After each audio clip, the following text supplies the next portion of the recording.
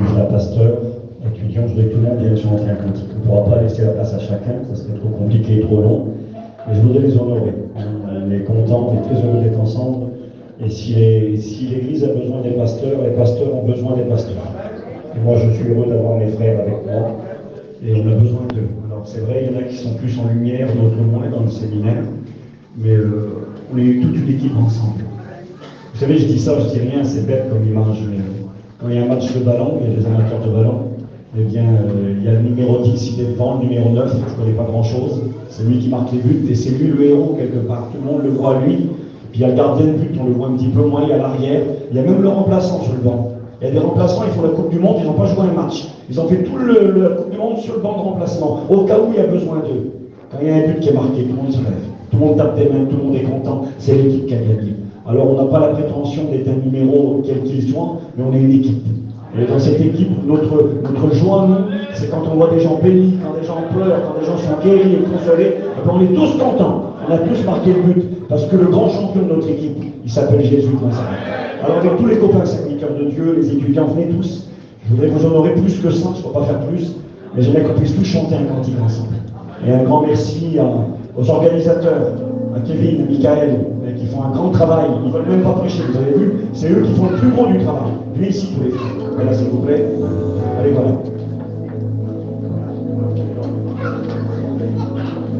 Il va chanter comment il devait savoir danser, je l'ai vu hier soir. Ouais. Alors, qu'est-ce qu'on chante? J'ai vu hier qu'il va encore durer. Aucun problème.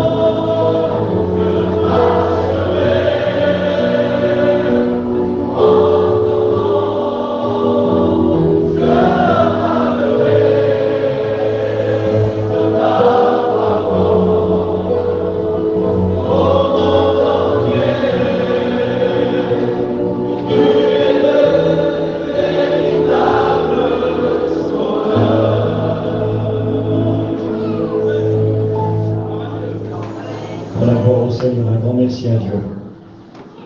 Ce qui fait qu'il y a de la réussite aussi dans ce séminaire, c'est l'amour qu'il y a entre les serviteurs de Dieu. Nous aimons le Seigneur, on se respecte beaucoup, et puis on s'apprécie les uns les autres. Je suis tout le temps émerveillé d'écouter mes frères prêcher, et j'ai besoin d'eux. Et je remercie Dieu pour l'Église, pour notre mission, et pour tous les ministères que Dieu nous a donnés. Que Dieu soit glorifié. Donc j'ai la responsabilité ce soir de quelque part clôturer ce séminaire à travers ce message. Et j'aimerais vous partager un message que l'on puisse amener avec nous les uns et les autres. Vous savez, Dieu ne nous a pas rassemblés ici simplement pour qu'on soit bénis, qu'on soit, je ne sais pas, qu'on vive quelque chose, mais c'est plus que ça. Ce que nous avons reçu dans ce séminaire, chacun pour notre part, c'est pour qu'on puisse l'emmener avec nous et que l'on puisse l'utiliser là où on va aller. Les dernières paroles que Jésus a dites sur la terre avant d'être enlevé, pas avant de mourir. Avant qu'il meure, il a prié pour le pardon de ses bourreaux et il a parlé à son Père, il a dit « Père, entre tes mains, je remets mon esprit ». Et Jésus est mort. Il est ressuscité. Jésus a prononcé 7 paroles sur la croix. C'est des paroles très importantes. Mais quand Jésus est ressuscité, il est apparu aux disciples à 10 reprises. La dernière fois qu'il leur apparaîtra, ça sera sur la montagne des Oliviers, là où il reviendra un jour pour régner sur la terre pendant 1000 ans. Ensuite, la terre sera détruite. Accompagné de son Église, il viendra. Et là, avant qu'il ne parte au ciel, les dernières paroles que Jésus a dites, je crois que toutes les paroles du Christ sont très très importantes. Parce qu'il est le Fils de Dieu et il ne parle jamais pour rien dire, il est la parole faite chair. Mais néanmoins, les dernières paroles qu'il a prononcées ont une importance quand même particulière. C'est des paroles que nous connaissons. Et j'aimerais vous les lire maintenant dans les Actes des Apôtres, chapitre 1er, verset 8. Voici les dernières paroles que Jésus a prononcées avant de monter au ciel, lorsqu'il est apparu à ses disciples. Écoutez-moi bien ce que je vais dire. Il y avait devant lui ce jour-là des hommes. Il y avait devant lui des apôtres, des serviteurs de Dieu. Écoutez bien les sœurs. Il y avait aussi des femmes qui étaient là. Il y avait des femmes qui étaient là. Tellement la mère de Jésus était là. Parce que le jour de Pentecôte, elle sera là. La Bible déclare qu'il y avait les sœurs du Christ. Jésus avait au moins 2 sœurs dans la chair. Il y avait ses frères, sa petite famille. Mais je relève la note qu'il y avait aussi des femmes. Je ne suis pas du tout pour le ministère de la femme, pas du tout. Parce que la Bible est contre et c'est la Bible qui a raison. Ce n'est pas vous ni moi. Mais ici, il est écrit ceci. Parole du Christ à ses disciples. C'est-à-dire des hommes, des femmes, des chrétiens, des chrétiennes, des ministères. Jésus dira, vous recevrez une puissance. Le Saint-Esprit viendra sur vous. Et effectivement, vous irez plus loin. Il est écrit, tous d'un commun accord persévérer dans la prière. Verset 14. Écoutez bien. Avec les femmes. Et Marie, mère de Jésus. Et avec les frères de Jésus. Et qu'est-ce que Jésus leur a dit à ces hommes et à ces femmes? Vous recevrez une puissance. Le Saint-Esprit viendra sur vous. Et vous serez mes témoins. À Jérusalem. Dans toute la Judée. Dans la Samarie et jusqu'aux extrémités de la terre.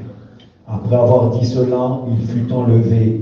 Pendant qu'il le regardait, une nuée le déroba à leurs yeux.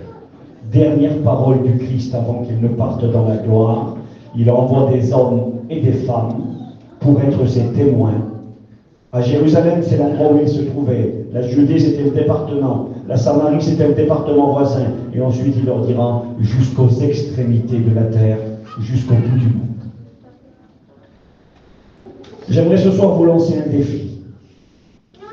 L'année dernière, j'ai dit à Boudou ici dans ce séminaire, je lui ai rappelé qu'il fallait être un homme, parce que je crois vraiment que c'était un homme pour le monde, pour les choses de la vie, les choses de la terre, capable de relever des défis même si ça coûte.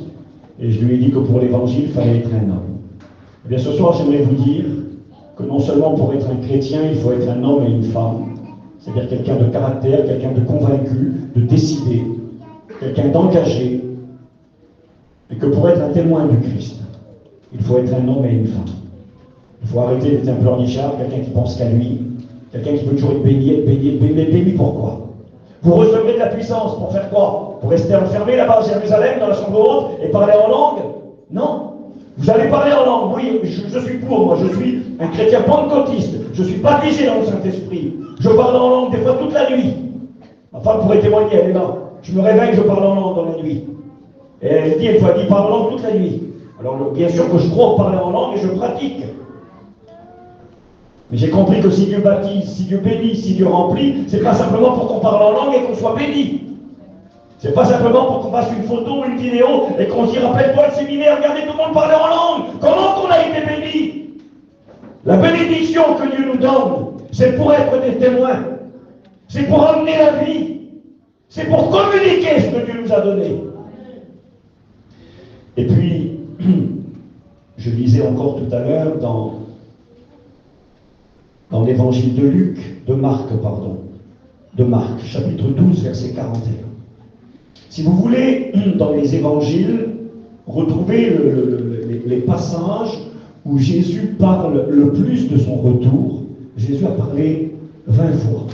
À 20 fois, il a dit qu'il reviendrait, et 319 versets parlent de son retour dans le Nouveau Testament. Mais Jésus a parlé souvent de son retour, de sa venue, à travers des enseignements, à travers des paraboles. Des fois, clairement, il a dit « Je reviendrai, je vous prendrai avec moi, afin que là où je suis, vous y soyez aussi. » Mais les passages dans les évangiles, où nous retrouvons le plus, je pourrais dire, l'enseignement avec des détails concernant le retour du Seigneur, on les retrouve dans l'évangile de Matthieu, chapitre 24, dans l'évangile de Marc, au chapitre 13, et dans l'évangile de Luc, au chapitre 21. Et puis, on appelle ça le discours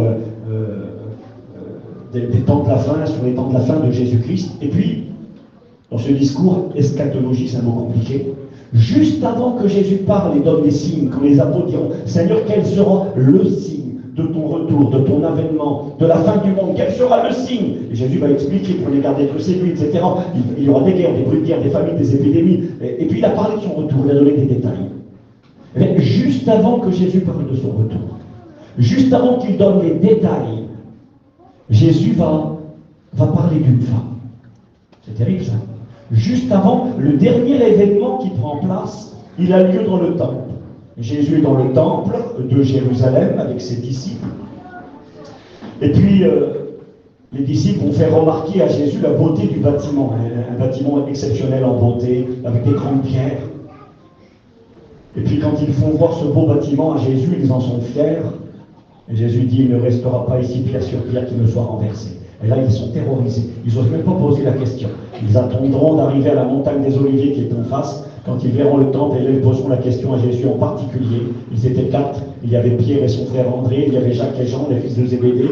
Ils vont poser la question à Jésus. Ils veulent des réponses. Mais juste avant cet enseignement sur le retour du Christ, dans le temple, avant que les disciples disent « Regarde la beauté des pierres », Jésus va montrer une femme du doigt. Et je vais lire son histoire.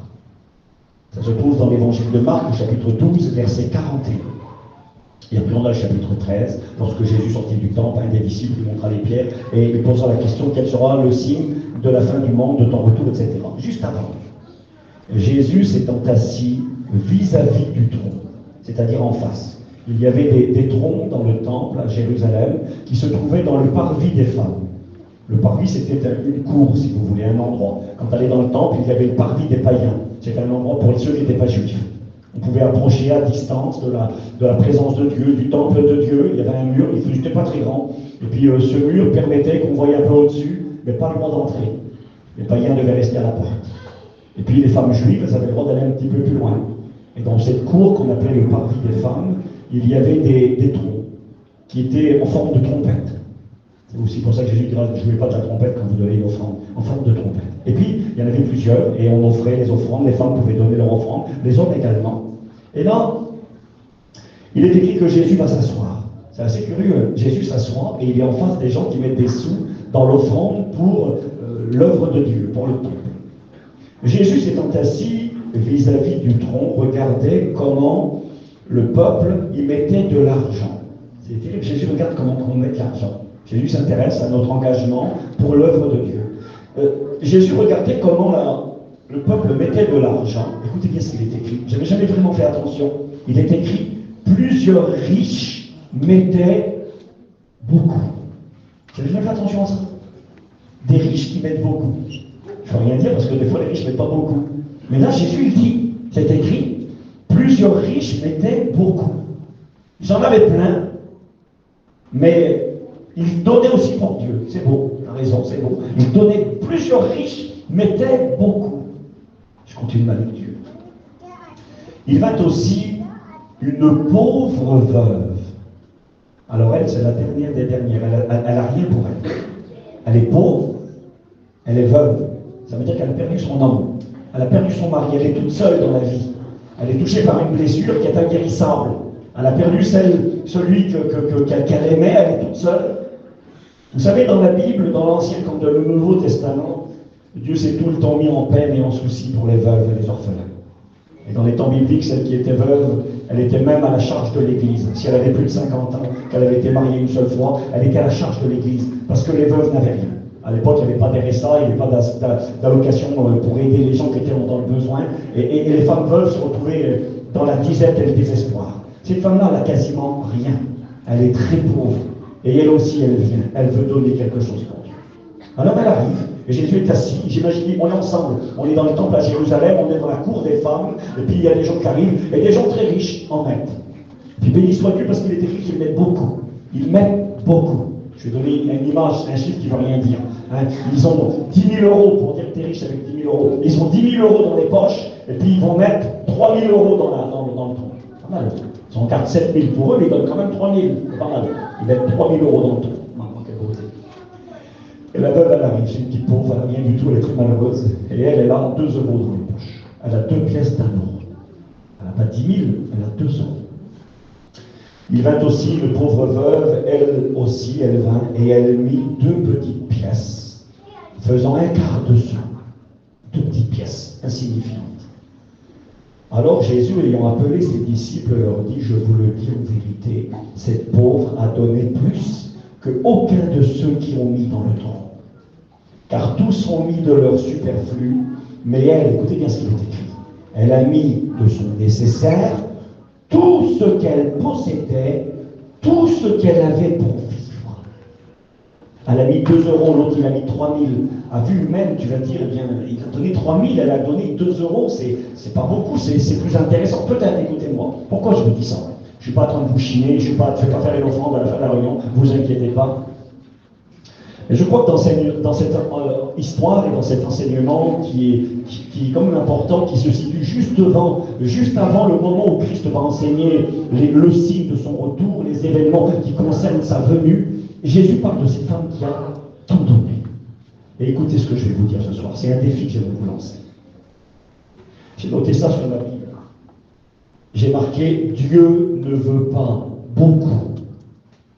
Il veut tout ou il veut rien. Vous savez, cette femme, elle avait 2 pièces. Pourquoi qu'elle a donné les 2?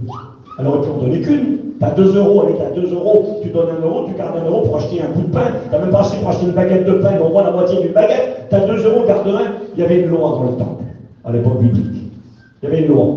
Quand on offrait une offrande à l'Éternel, il y avait une offrande minimum. On n'avait pas le droit de se moquer de Dieu. Excusez-moi, Dieu n'est pas un garçon de café à qui on jette 50 centimes, qu'on cache dans la corbeille.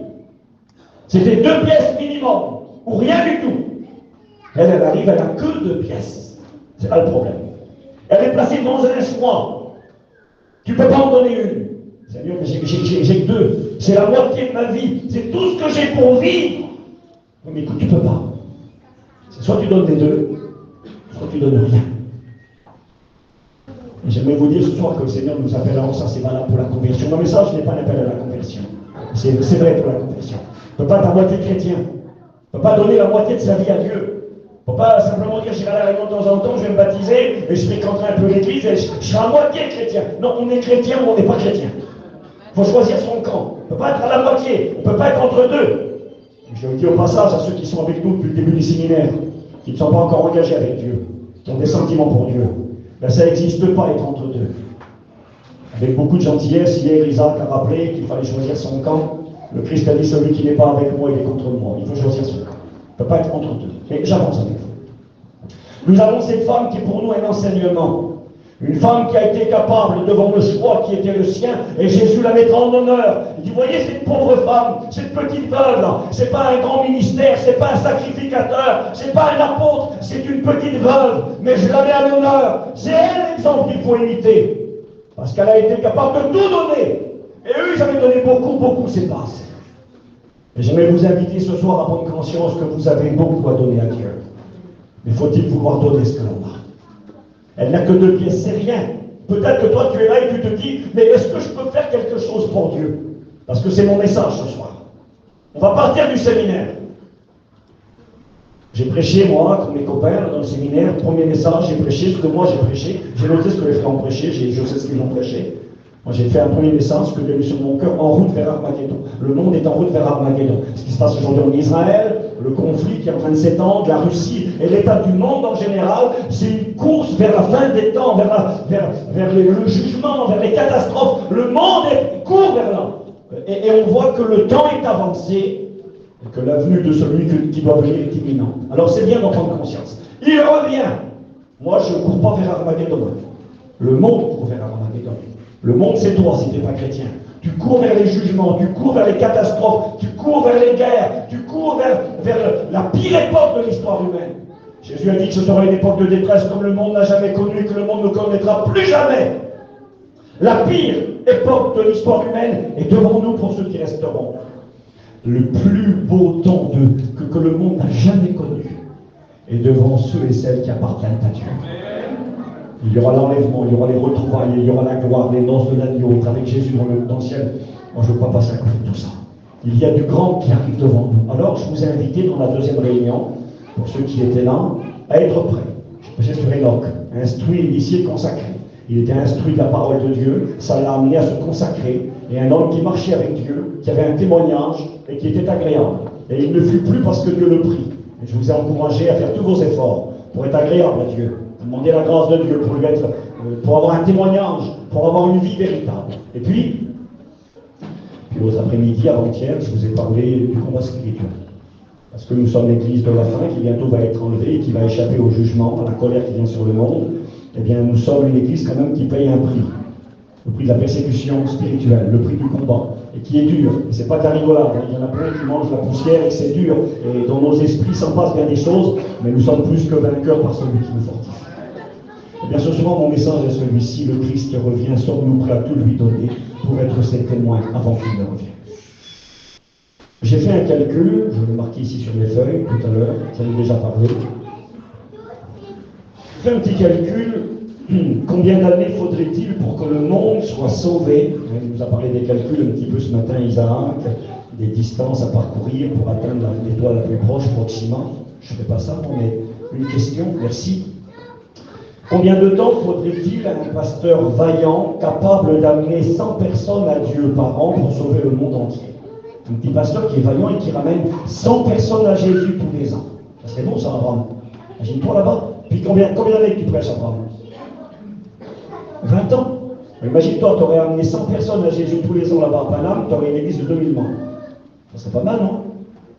2000 membres. Monsieur Guana, combien de temps tu prêches? 43 ans. Alors lui, il aurait amené 100 personnes par an. Il aurait une église là-bas à côté de Versailles, là, de 4300 personnes. Ça serait pas mal. Imagine-toi, tu as 4300, lui 2000 membres, maintenant qu'il y a des grandes églises. Des fois, on a des salles, on a 200 personnes, 300 personnes, 500 personnes, c'est des grandes églises. Imaginez-vous, et lui, il aurait 4300 chrétiens, lui 2000 chrétiens, et tous les pasteurs de Vie et Lumière, là, chaque année, ramèneraient 100 personnes à Jésus. Ça serait beau, hein? J'ai fait un calcul, si un pasteur pouvait ramener 100 personnes à Jésus par an dans son ministère, pour que le monde entier soit sauvé, il y a 8 milliards d'individus, il faudrait 80 millions d'années. On va aller comme ça, non? Il faudrait 80 millions d'années pour sauver le monde entier pour un petit pasteur qui ramène 100 personnes par an à Jésus. J'ai regardé si 50 chrétiens, chaque année, ramenaient un chrétien. Tu es là, dans la retraite spirituelle, tu dis je pars de la retraite, j'ai été béni, j'ai reçu, Dieu m'a fortifié, il m'a encouragé, il m'a relevé, il m'a parlé, j'ai pris des décisions, je pars du séminaire, je vais être un témoin de Jésus. Je vais tout lui donner. Je ne vais pas simplement donner beaucoup, ça serait déjà bien. Je vais donner tout ce que j'ai, même si ce n'est pas grand-chose. Parce que là est l'erreur. Beaucoup ici pensent qu'ils ne peuvent rien faire dans le champ de Dieu. Et je vais essayer de vous montrer, vous rappeler avec la Bible ce soir comment Dieu travaille, comment Dieu fonctionne, comment Dieu est capable d'utiliser un homme, un ministère, et comment Dieu est capable d'utiliser une femme, comment Dieu est capable d'utiliser un jeune homme, une jeune fille, un vieillard, une personne avancée en âge, une personne malade, peut-elle être utile dans les mains de Dieu? Une jeune fille de 15 ans, de 16 ans, peut-elle être utile dans les mains de Dieu? Je vais vous montrer de la Bible que oui. Justement, pour dire, mais Seigneur, elle n'a rien, la petite veuve. Jésus dit, regardez-moi, je la mets à l'honneur, la petite veuve. Pour vous, elle n'a rien. Mais pour moi, ce qu'elle a fait, c'est grand. Elle a donné tout ce qu'elle avait. Même si c'était rien, même si les gens n'ont pas regardé, même si les gens ont dit, elle n'a pas donné grand-chose. Peu importe ce que pensent les gens, Dieu sait qui nous sommes, Dieu sait ce que nous avons dans nos capacités, et si on le met à son service, alors Dieu se servira. J'ai regardé 50 chrétiens qui s'engagent à amener une personne à Dieu par an. Eh bien, en un an, les 50, ils deviendraient 100. En 2 ans, 200. En 3 ans, 400. En 4 ans, 800, en 5 ans, 1600, en 6 ans, 3200, puis je vous coupe le calcul, il serait peut-être un peu, vous pouvez le faire chez vous. Il faudrait 26 ans pour avoir 3 355 443 200, Et en 27 ans, il y aurait, j'ai noté ici, en 27 ans, eh bien, on arriverait à 6 milliards 700. Il faudrait 27-28 ans pour convertir le monde entier à partir de 50 chrétiens. Est-ce que vous savez combien de chrétiens qu'il y a dans le monde aujourd'hui, des évangéliques? Le monde chrétien, il semblerait qu'il y a 2 milliards de chrétiens avec les catholiques, avec tous les mouvements dits chrétiens confondus. Mais le mouvement le plus important aujourd'hui, qui est le plus rapide, qui évolue le plus rapidement dans le monde, dans tous les pays du monde, c'est les chrétiens évangéliques. Nous étions, il y a de cela 15-20 ans en arrière, nous étions à peu près 600-700 millions. Aujourd'hui, on est peut-être 1 milliard de chrétiens évangéliques dans le monde. C'est-à-dire une personne sur 8 est chrétien évangélique. Et puis j'ai fait moi un calcul. Si chaque chrétien se sentait concerné dans l'œuvre de Dieu, s'il y a que les pasteurs, même qui sont vaillants, même qui ramènent, nous avons vu, 100 âmes à l'année. En 27 ans, 50 chrétiens qui s'engagent, l'année après 100, l'année après 200. En 27 ans, la terre entière s'est convertie. Et puis le petit pasteur là, qui ramène ses 100 âmes par an, en 27 ans, il serait à 2700 membres. Et si tous les chrétiens s'engagent. J'ai regardé, en réalité, aujourd'hui, j'ai marqué environ 1 milliard de vrais chrétiens sur la terre. Pour sauver le monde entier, il faut 300. C'est tout. 1 milliard, si tout le monde travaille l'année prochaine, on est 2. L'année après, on est 4. L'année après, on est 8. Il y a 1 milliard d'humains. En 3 ans, la terre entière est sauvée. Mais les chrétiens sont occupés à autre chose que sauver les âmes. Les chrétiens, ils courent après autre chose. La réussite, la prospérité, s'installer, le bonheur, les vacances, le divertissement. Soi-même, je pense à moi, je vis pour moi. Vous serez mes témoins. Écoute, Jésus, t'es gentil. J'ai pas le temps d'écouter. Moi, je m'occupe d'autres choses. J'ai d'autres projets, j'ai d'autres priorités, j'ai d'autres buts dans ma vie. C'est pas mon message, mais je vous le dis quand même au passage. Mon message est celui-ci. Je crois que quand Jésus va revenir, et sa venue est imminente, il voudrait nous trouver actifs dans son œuvre. Il voudrait nous trouver intéressés. Il voudrait voir des hommes et des femmes qui veulent être des témoins, des hommes et des femmes capables de relever le défi et de dire, Seigneur, je veux donner tout ce que j'ai. T'as pas grand-chose, ben c'est pas grave, je te donne tout. T'es pas grand-chose, je te donne tout. T'es pas capable de grand-chose, c'est pas grave, je te donne tout. Ce que je suis, c'est presque rien, mais je te le donne. Je vous donne ce témoignage avant de méditer un peu plus loin la Bible avec vous. J'ai écouté et lu peut-être ce témoignage. C'était en Afrique. C'était le moment du service d'offrande. On récoltait les offrandes de chacun. Et dans ce village africain, les gens n'avaient pas d'argent et ils donnaient ce qu'ils avaient. Et puis certains avaient élevaient des animaux, élevaient de la volaille. Et quand ils venaient à l'offrande, certains ils apportaient, c'est bizarre, ils apportaient une poule. L'autre il apportait, je ne sais pas, du blé, du maïs. Chacun donnait ce qu'il avait. Le témoignage nous dit qu'à un moment donné, il y avait dans l'auditoire, chacun donnait ce qu'il pouvait, du blé, je ne sais pas ce qu'ils avaient. Et puis il y en avait un qui était là au milieu, un jeune, et puis il était triste parce qu'il n'avait rien à donner à Dieu. L'offrande était assez spéciale. Nous, on a des petites corbeilles, des petites boîtes en papier. Eux, ils avaient un panier en osier dans lequel chacun venait déposer ce qu'il lui possédait pour donner pour l'œuvre de Dieu. Le témoignage nous dit qu'il y avait dans cette église ce jour-là un jeune chrétien qui n'avait rien à donner. Il n'avait pas de volaille, il n'avait pas de blé, pas de maïs, pas d'argent. Il n'avait rien. Son cœur était touché. Il a dit, Seigneur, je voudrais te donner quelque chose. J'ai rien à te donner. Et dans son cœur touché, il a dit, je sais ce que je vais te donner. Il s'est levé, il a traversé tout l'auditoire, mais qu'est-ce qu'il va donner? Il n'a rien dans les mains sont vides. Il s'est approché de la corbeille, il s'est assis dans la corbeille et il a dit, Seigneur, je te donne ce que je suis. C'est pour ça. J'ai rien, mais je m'assis dans la corbeille. C'est moi, je me donne à moi. Fais-moi ce que tu voudras, Seigneur. Je me donne à toi. Et si on pourrait dire ça ce soir, pas donner dans un intérêt. Il a été question des masses qui ne sont pas venus pour recevoir, mais venus pour donner. Pas donner juste pour être béni, donner pour recevoir, donner comme un business avec Dieu, mais donner pour aimer, donner pour servir. Seigneur, je te donne ma vie, je suis à ton service. Qu'est-ce que tu veux faire de moi? Est-ce que tu peux m'utiliser, Seigneur? C'est ce que j'aimerais que vous compreniez. On va partir du séminaire, on va rentrer chez nous, on va rentrer dans nos familles, dans les terrains, sur les places désignées, peu importe où vous vous trouvez. Et je vous le promets, c'est la volonté de Dieu. Dieu veut que vous soyez ses témoins. Dieu veut vous utiliser, parce que c'est vous qui allez renverser le monde. Il y a une église là-bas dans les pays de l'Est, les garçons qui y vont, ils connaissent mieux que moi, j'y suis jamais allé moi. Ils ont bâti un bâtiment neuf, ils ont fait une grande église, c'est où ça? C'est où on servi comme l'Escovac. L'Escovac. Les frères parlaient de moi je ne connais pas, j'ai juste vu des vidéos, des photos. Pendant l'œuvre a commencé il y a quelques années, et pendant longtemps, ils ont fait des réunions dans un chapiteau qu'avait donné René Zanellato. Ils ont fait des réunions dans un chapiteau, et puis il y avait tellement de monde à l'intérieur qu'ils ont décidé de construire un bâtiment, un grand bâtiment, une grande église. Vous y tenez?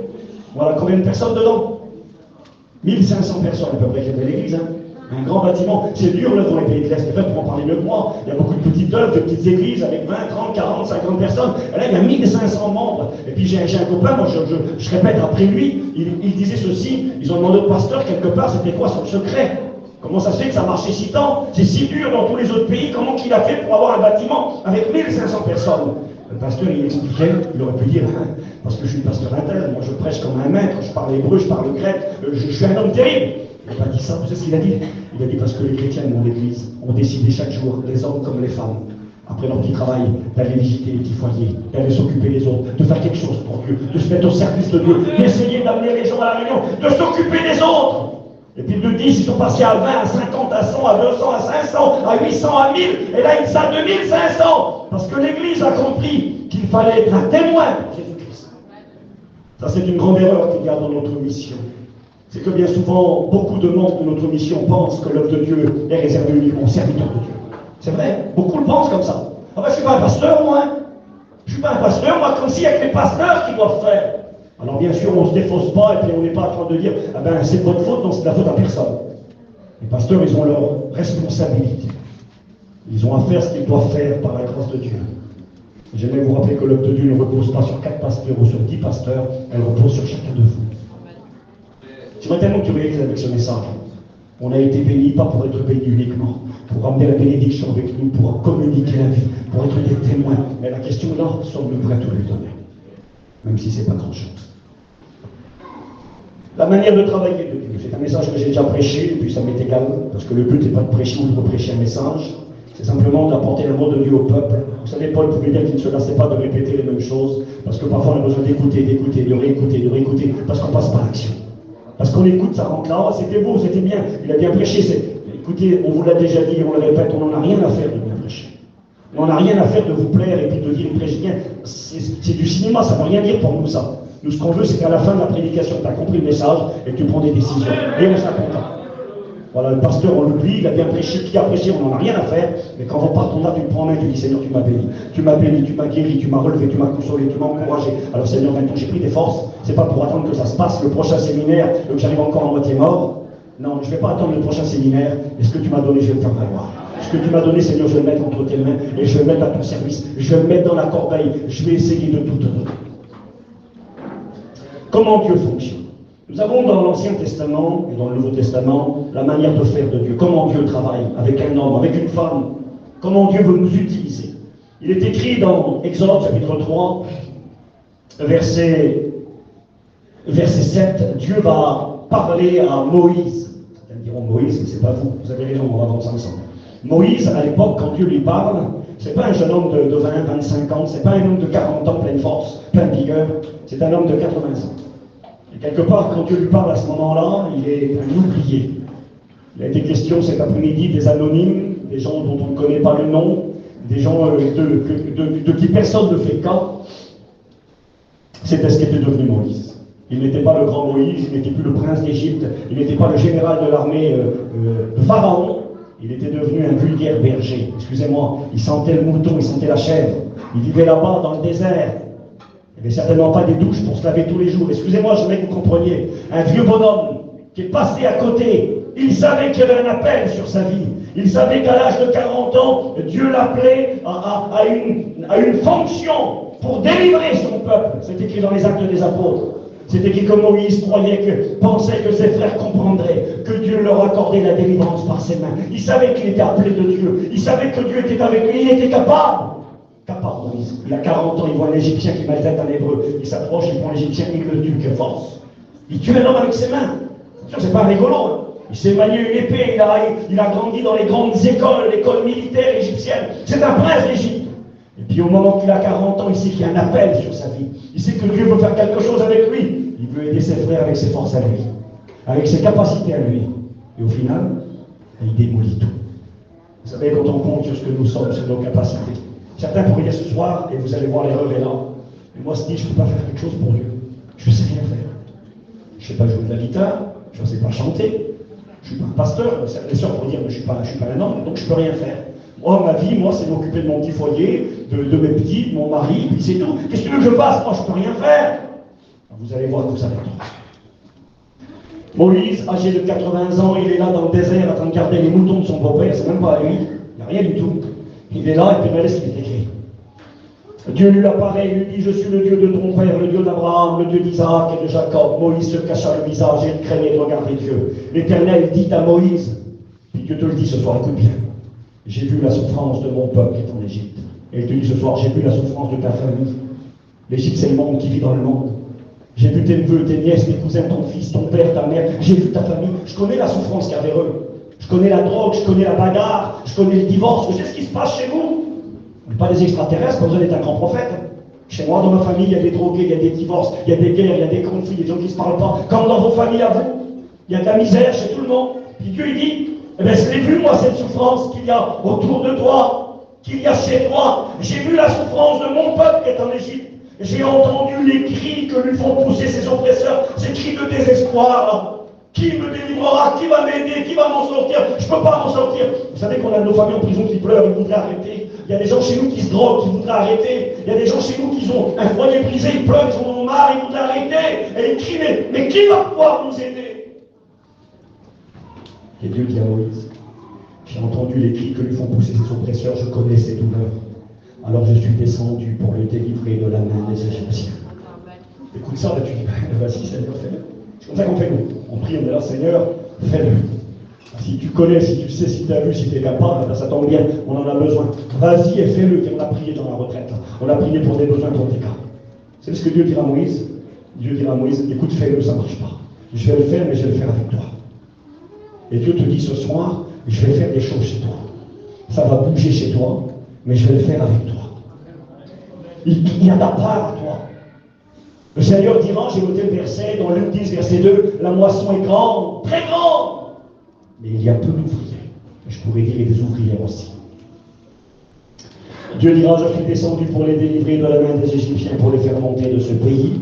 Voici les cris d'Israël sont venus jusqu'à moi. J'ai vu l'oppression que leur font souffrir les Égyptiens. Maintenant, va. Il s'appelle Moïse, Moïse. Il s'appelle Moïse Winterstein, Guana. Le Seigneur, il dira, j'ai vu, je sais ce qui se passe, je connais, il y a des grands besoins, et je vais faire quelque chose, alors maintenant, va. Qu'est-ce qu'il y a? Va. Je dis, qu'est-ce que tu as? Va, non, va toi. C'est toi qui es capable de faire. C'est lui, Dieu, moi je ne suis pas Dieu. Pourquoi tu me dis à moi d'aller? Moïse, j'aurais pu dire, j'ai 80 ans, je suis passé à côté, il y a 40 ans j'étais capable, maintenant je ne peux plus rien faire, tu me dis à moi d'aller, non, vas-y toi. C'est comme ça qu'on fait. On dit à Dieu, va, fais-toi, fais-toi.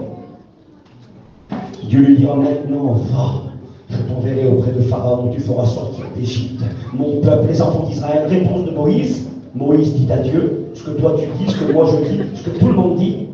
Qui suis-je pour aller vers Pharaon et pour faire sortir d'Égypte les enfants d'Israël? Mais qui suis-je? Mais moi, tu me dis à moi d'aller. Je te le promets ce soir, ce n'est pas un appel au ministère. Dieu te dit, va. Ta famille qui se perd, qui est dans les griffes du diable, qui est dans la misère, que Satan est en train de tout détruire, va. Et avec toi, je vais sauver ta famille. Avec toi, les choses vont changer. Les gens qui t'entourent vont changer. Avec toi. Qui suis-je? Qui suis-je? Dieu lui dit, je serai avec toi. J'ai noté un peuple esclave, désespéré, voué à l'extermination. Rappelez-vous quand même qu'on tuait les petits garçons. On tuait tous les petits garçons qui naissaient. C'était un moyen d'exterminer le peuple juif, le peuple d'Israël. Parce que s'il n'y a plus de petits garçons, il n'y aura plus d'enfants. Et puis le peuple sera détruit très rapidement. Le but était l'extermination du peuple juif. Il n'y a rien de nouveau sur le soleil. Satan déteste Israël et veut détruire Israël pour empêcher aux prophéties de s'accomplir. Un peuple esclave désespéré voué à l'extermination. Ils sont dans la gueule du crocodile égyptien, j'ai dit ça. Pourquoi? Parce que dans le Nil, il y avait des crocodiles terribles. Et c'est là qu'on jetait les petits enfants, le crocodile égyptien. C'était une puissance énorme, personne ne pouvait s'en échapper. Il vivait dans une prison à ciel ouvert là-bas à Goshen. Goshen était un endroit au départ très verdoyant avec des pâturages pour les troupeaux. Il était devenu une grande prison d'esclaves. Et les gens, c'était les cris, le deuil, l'angoisse et la mort qui venait.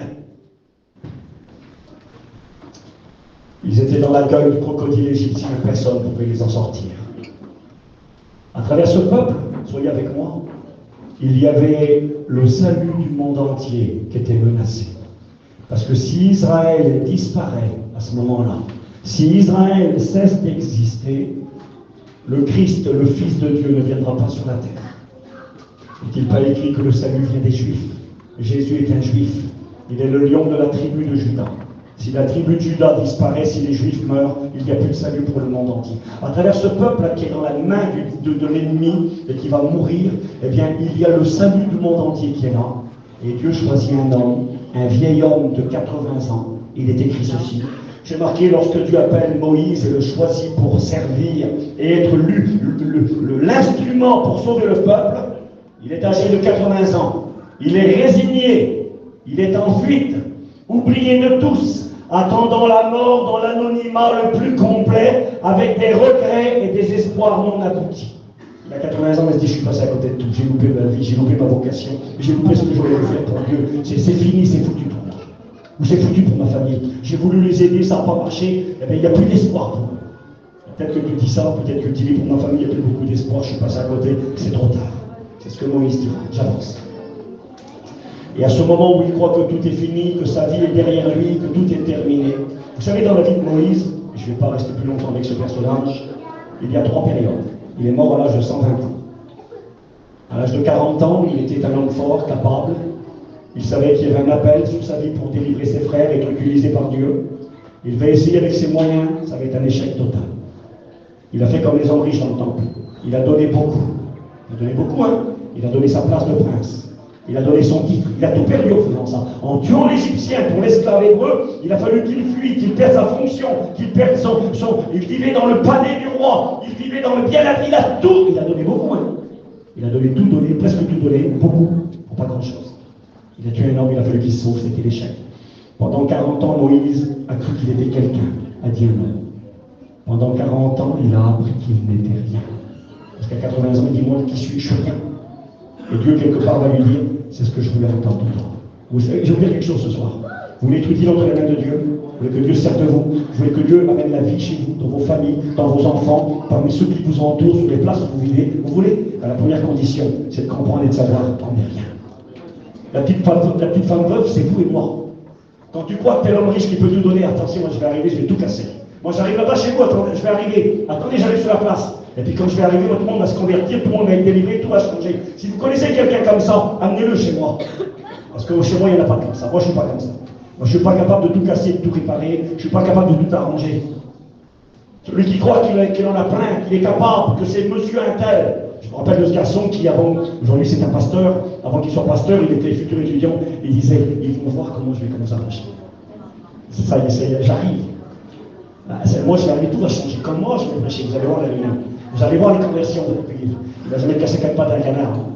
Il a été aux études, il est pasteur, aujourd'hui c'est un petit pasteur comme tout le monde, il ne fait pas de bruit, personne ne le connaît, et puis il fait son petit boulot, il croyait qu'il aurait tout cassé.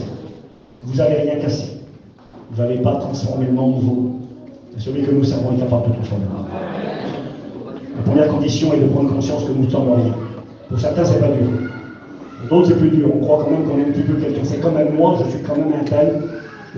J'ai tel savoir, j'ai telle connaissance, je viens de tel lieu, je suis tel peuple, moi je suis tel peuple, je suis un peu supérieur. Ça ne marche pas ça. J'avance avec vous. Moïse est là, c'est un échec.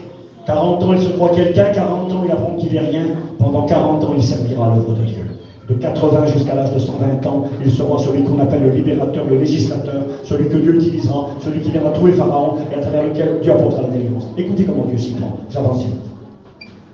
Quand Dieu insiste près de Moïse, parce qu'il faut insister, Moïse ne veut plus, il ne veut pas, c'est trop tard, je ne peux pas, j'ai rien, je suis la petite veuve avec les 2 petites pièces, j'ai rien, tu ne peux pas te servir de moi. C'est ce que je veux écouter, Moïse. Je veux que tu me dises ça. Il y a 40 ans en arrière, tu as cru que tu aurais pu faire quelque chose, tu as tout cassé, tu n'y arriveras pas. C'est moi qui suis avec toi. Et parce que je suis avec toi, je te promets, si tu me laisses faire, ça va changer.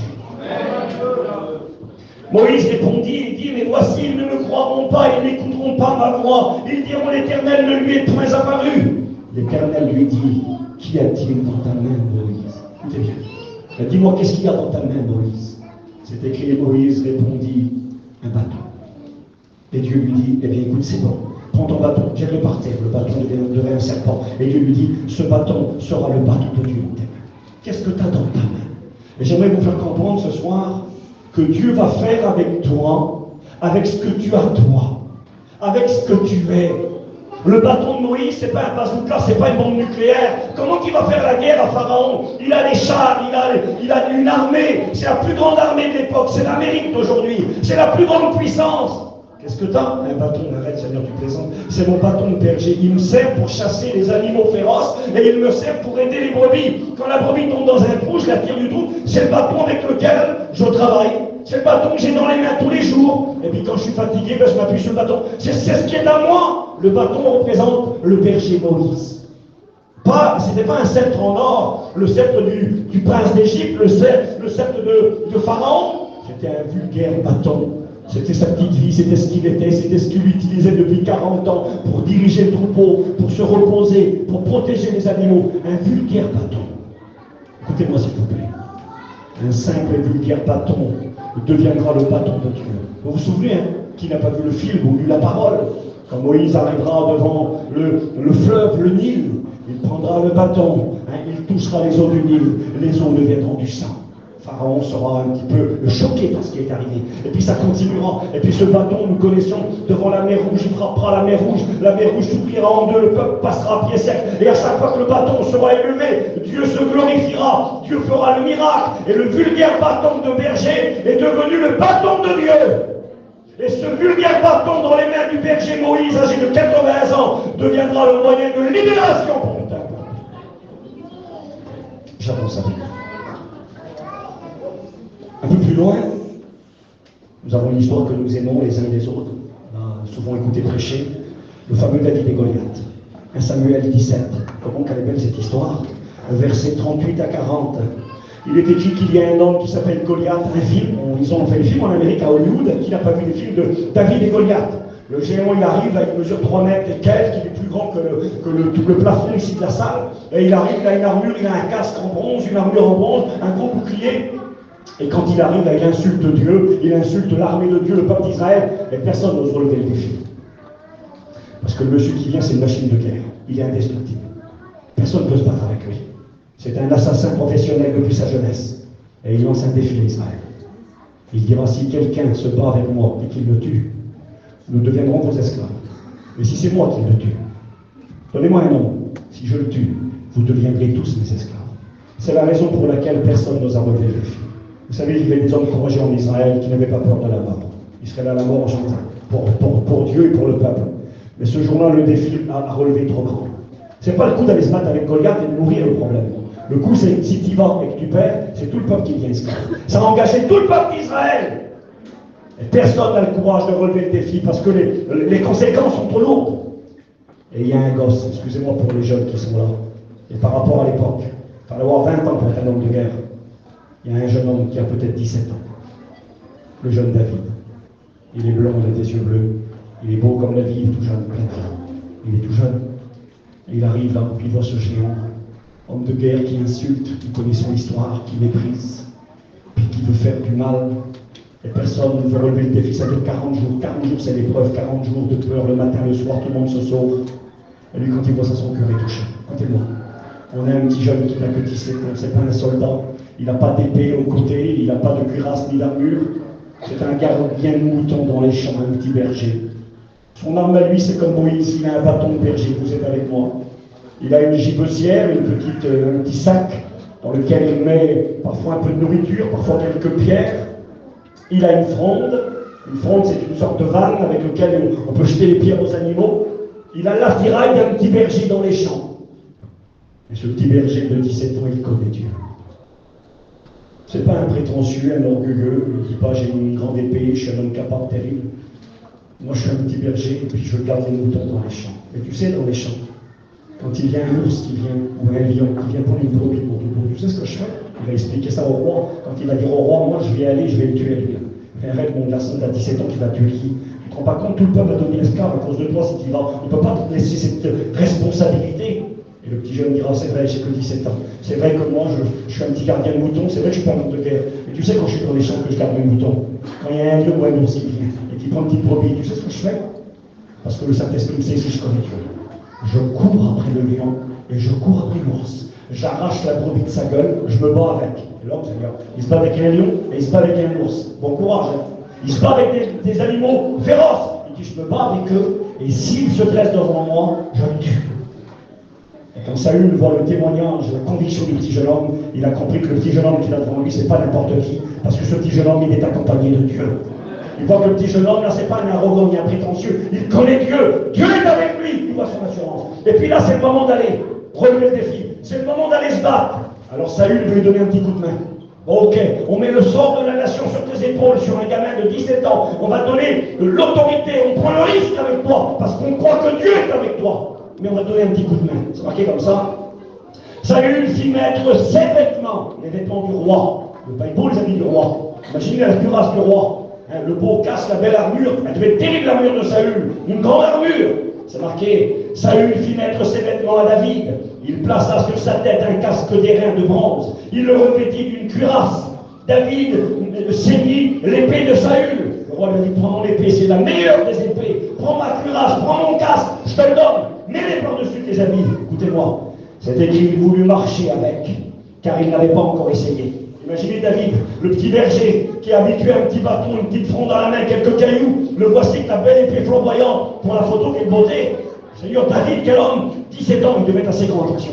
Et puis d'écart qu'il était beau, mais c'était comme un guerrier, capable de mettre l'armure de Saül qui faisait une tête de plus que tout le monde. Un homme qui mesurait peut-être Boudou, 1m95, 2 mètres. Un grand personnage, il met l'armure. Donc c'est pas un petit bonhomme David, mais c'est un jeune homme sans expérience.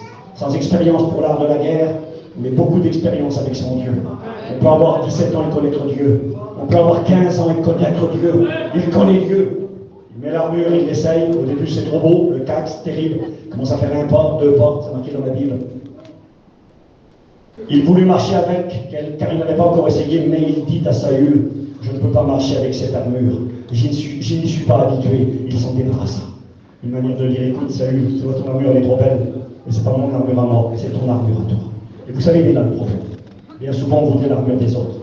On se dit, tiens, si je chanterais comme lui, là, hein, on a fait chanter beaucoup Tyson dans le séminaire, si on dirait, tiens, si je chanterais comme Tyson, je chanterais à toutes les réunions. Ben oui.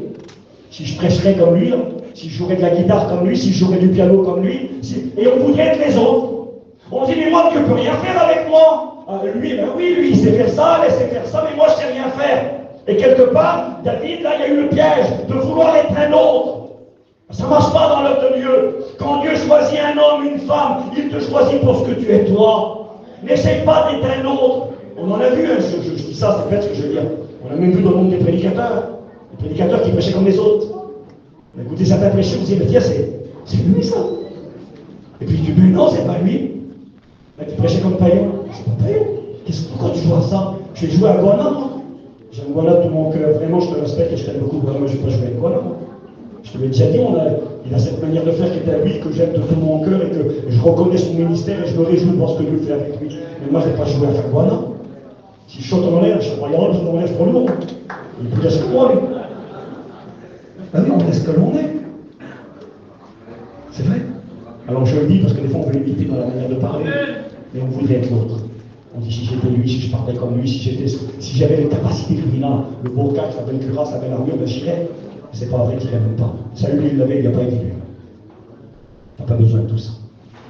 T'as pas besoin d'artifice, t'as pas besoin d'essayer d'être un autre. Dieu veut servir de toi.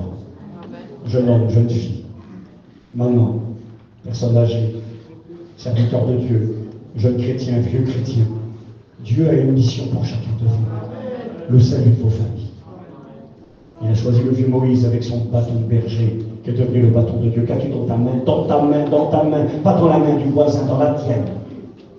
Qu'as-tu dans ta main? David. Regardez ce que c'est beau. Il a pris l'armure, il s'en est débarrassé. On arrête l'artifice, on arrête de vouloir être un autre, on accepte qui on est. Je suis rien, je suis rien. Qu'est-ce que tu as, David? C'est marqué comme ça. 1 Samuel 17,40. Il prit en main son bâton. Pas l'épée de Saül, la belle épée qui brille. Son bâton, choisi dans le torrent 5 pierres polies, il les mit dans sa gibecière de 2 bergers et dans sa poche, puis sa fronde à la main, il s'avança contre le Philistin. Chez lui, ça c'est David. Tu es qui tu es, tu as ce que tu as. Je vais vous montrer que vous en avez.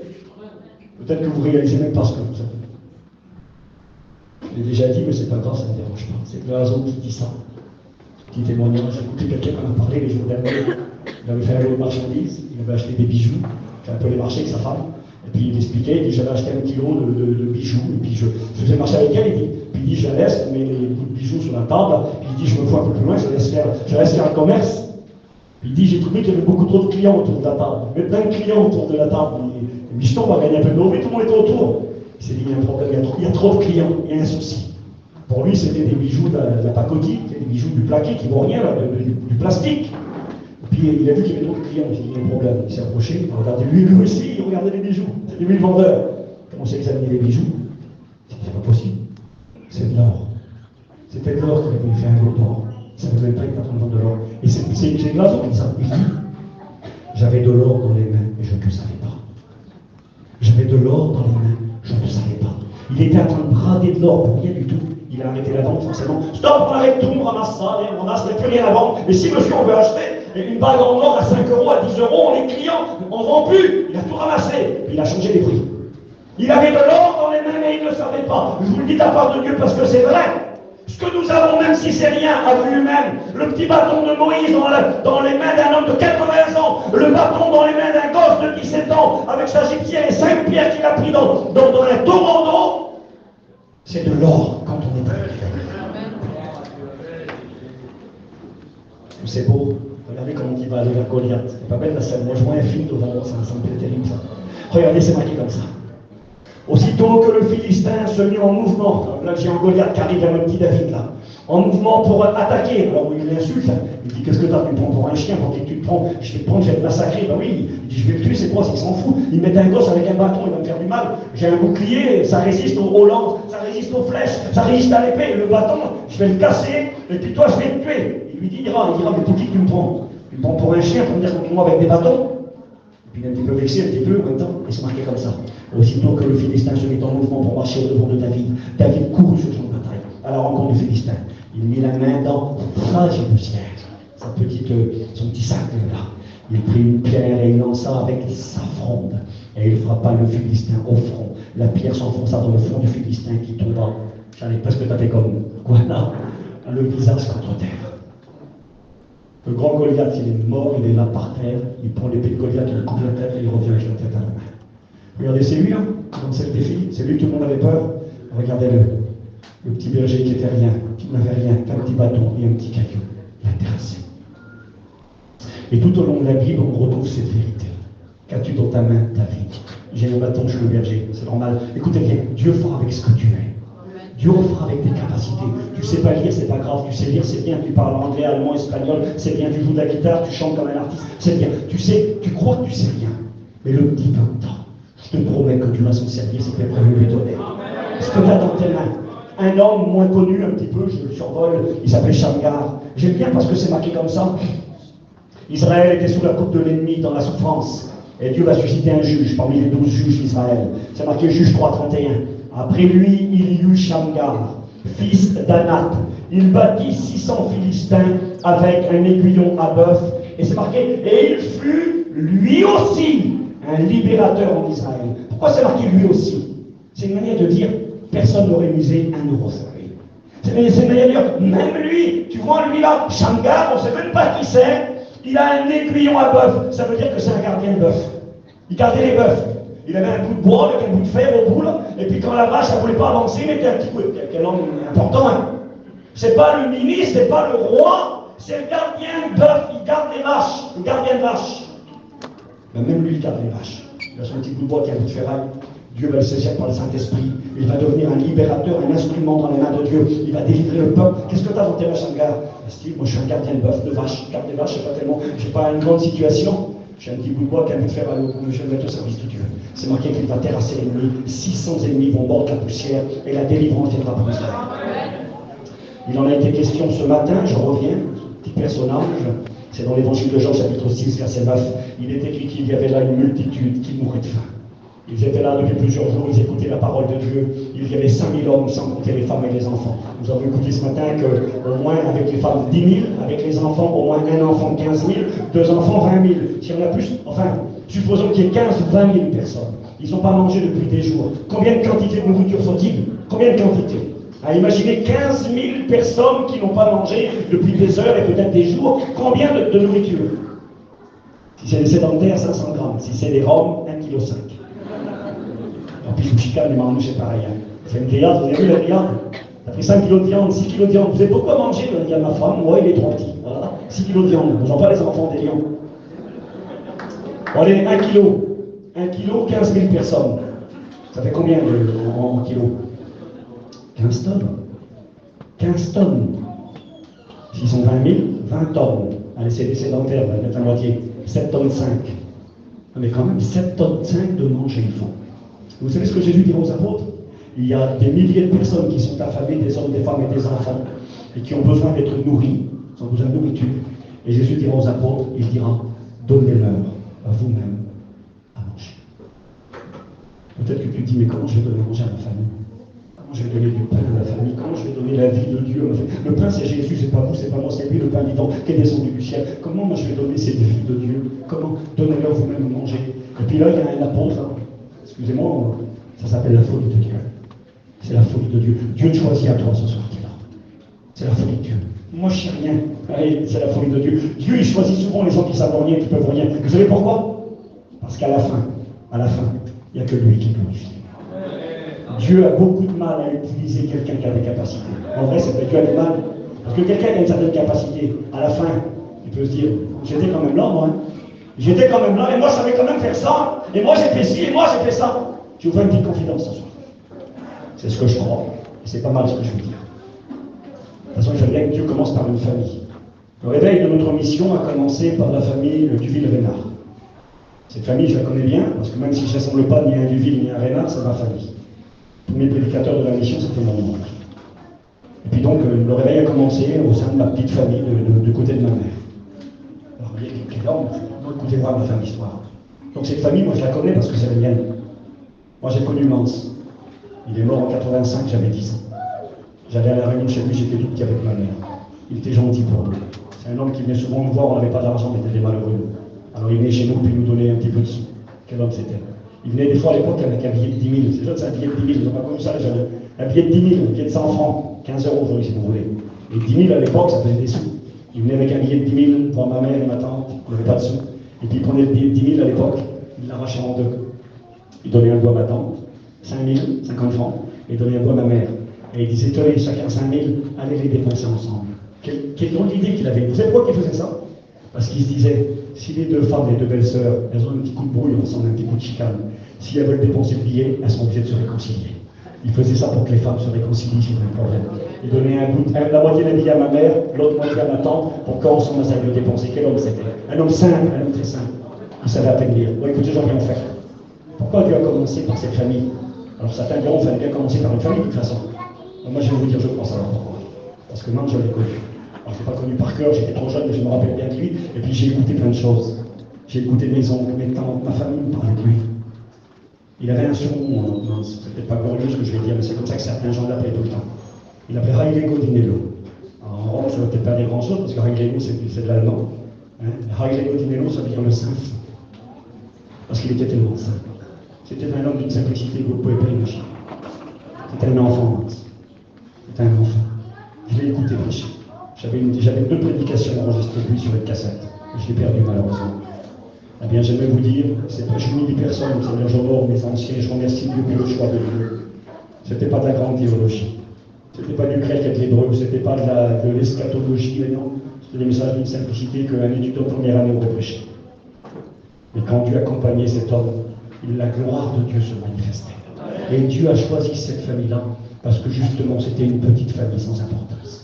Parce qu'à la fin, personne ne peut dire oui, mais attention, Mance, attention, il parlait 50 langues, il avait fait les études, bac plus 5, il ne savait pas lire ni écrire. Il n'a jamais su lire, il prêchait la Bible à l'envers. Il avait la Bible dans les mains, il mettait à l'envers, il faisait mine de lire, c'est pas parce que pour honorer la parole, et il récitait les versets qu'il avait écoutés. Il savait lire ni écrire. Mais il fut le premier instrument choisi dans notre mission, parce qu'à la fin de l'histoire, Dieu seul était glorifié. Dieu choisit les gens qui sont rien. Il choisit les choses folles, les choses méprisables, parce que la gloire, elle appartient à Dieu seul. Je ne sais pas si c'est un conseil que je peux donner à quelqu'un, je l'avais marqué dans ma Bible, je crois que c'est Isaïe 42, 6. C'est marqué, Dieu dit, je ne donnerai pas ma gloire à un homme. C'est marqué sur mon téléphone. Quand tu veux prendre la gloire de Dieu, gare à toi, Dieu fera rien avec toi. Nous avons ici un petit jeune homme. Le peuple est là, la folie de Dieu. Il y a 15 000 ou 20 000 personnes à nourrir. Et Dieu dit donnez-leur vous-même à manger. Le Seigneur qui dit ça aux disciples, on n'a rien.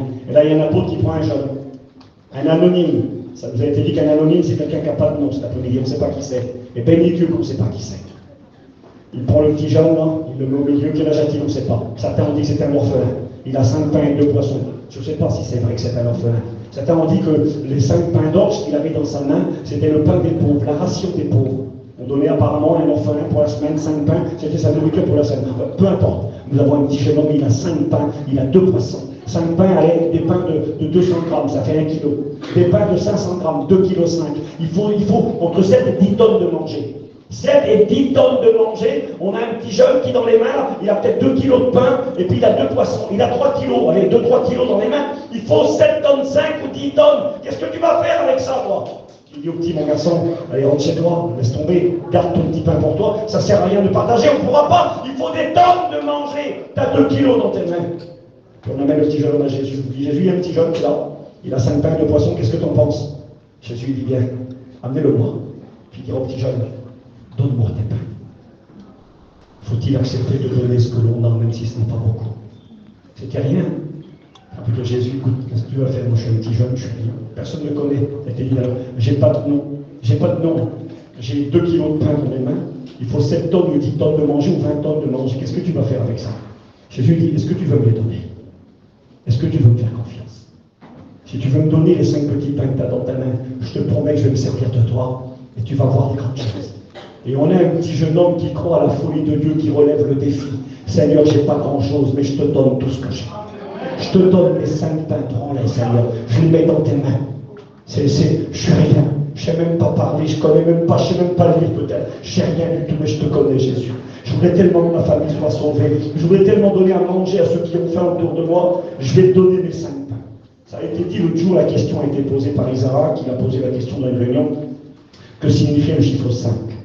Et puis j'ai répondu, il m'a posé la question, 5 c'est le chiffre de la grâce. Mais 5 ça va un petit peu plus loin. Le chiffre 5 dans la Bible, vous allez le trouver plus souvent.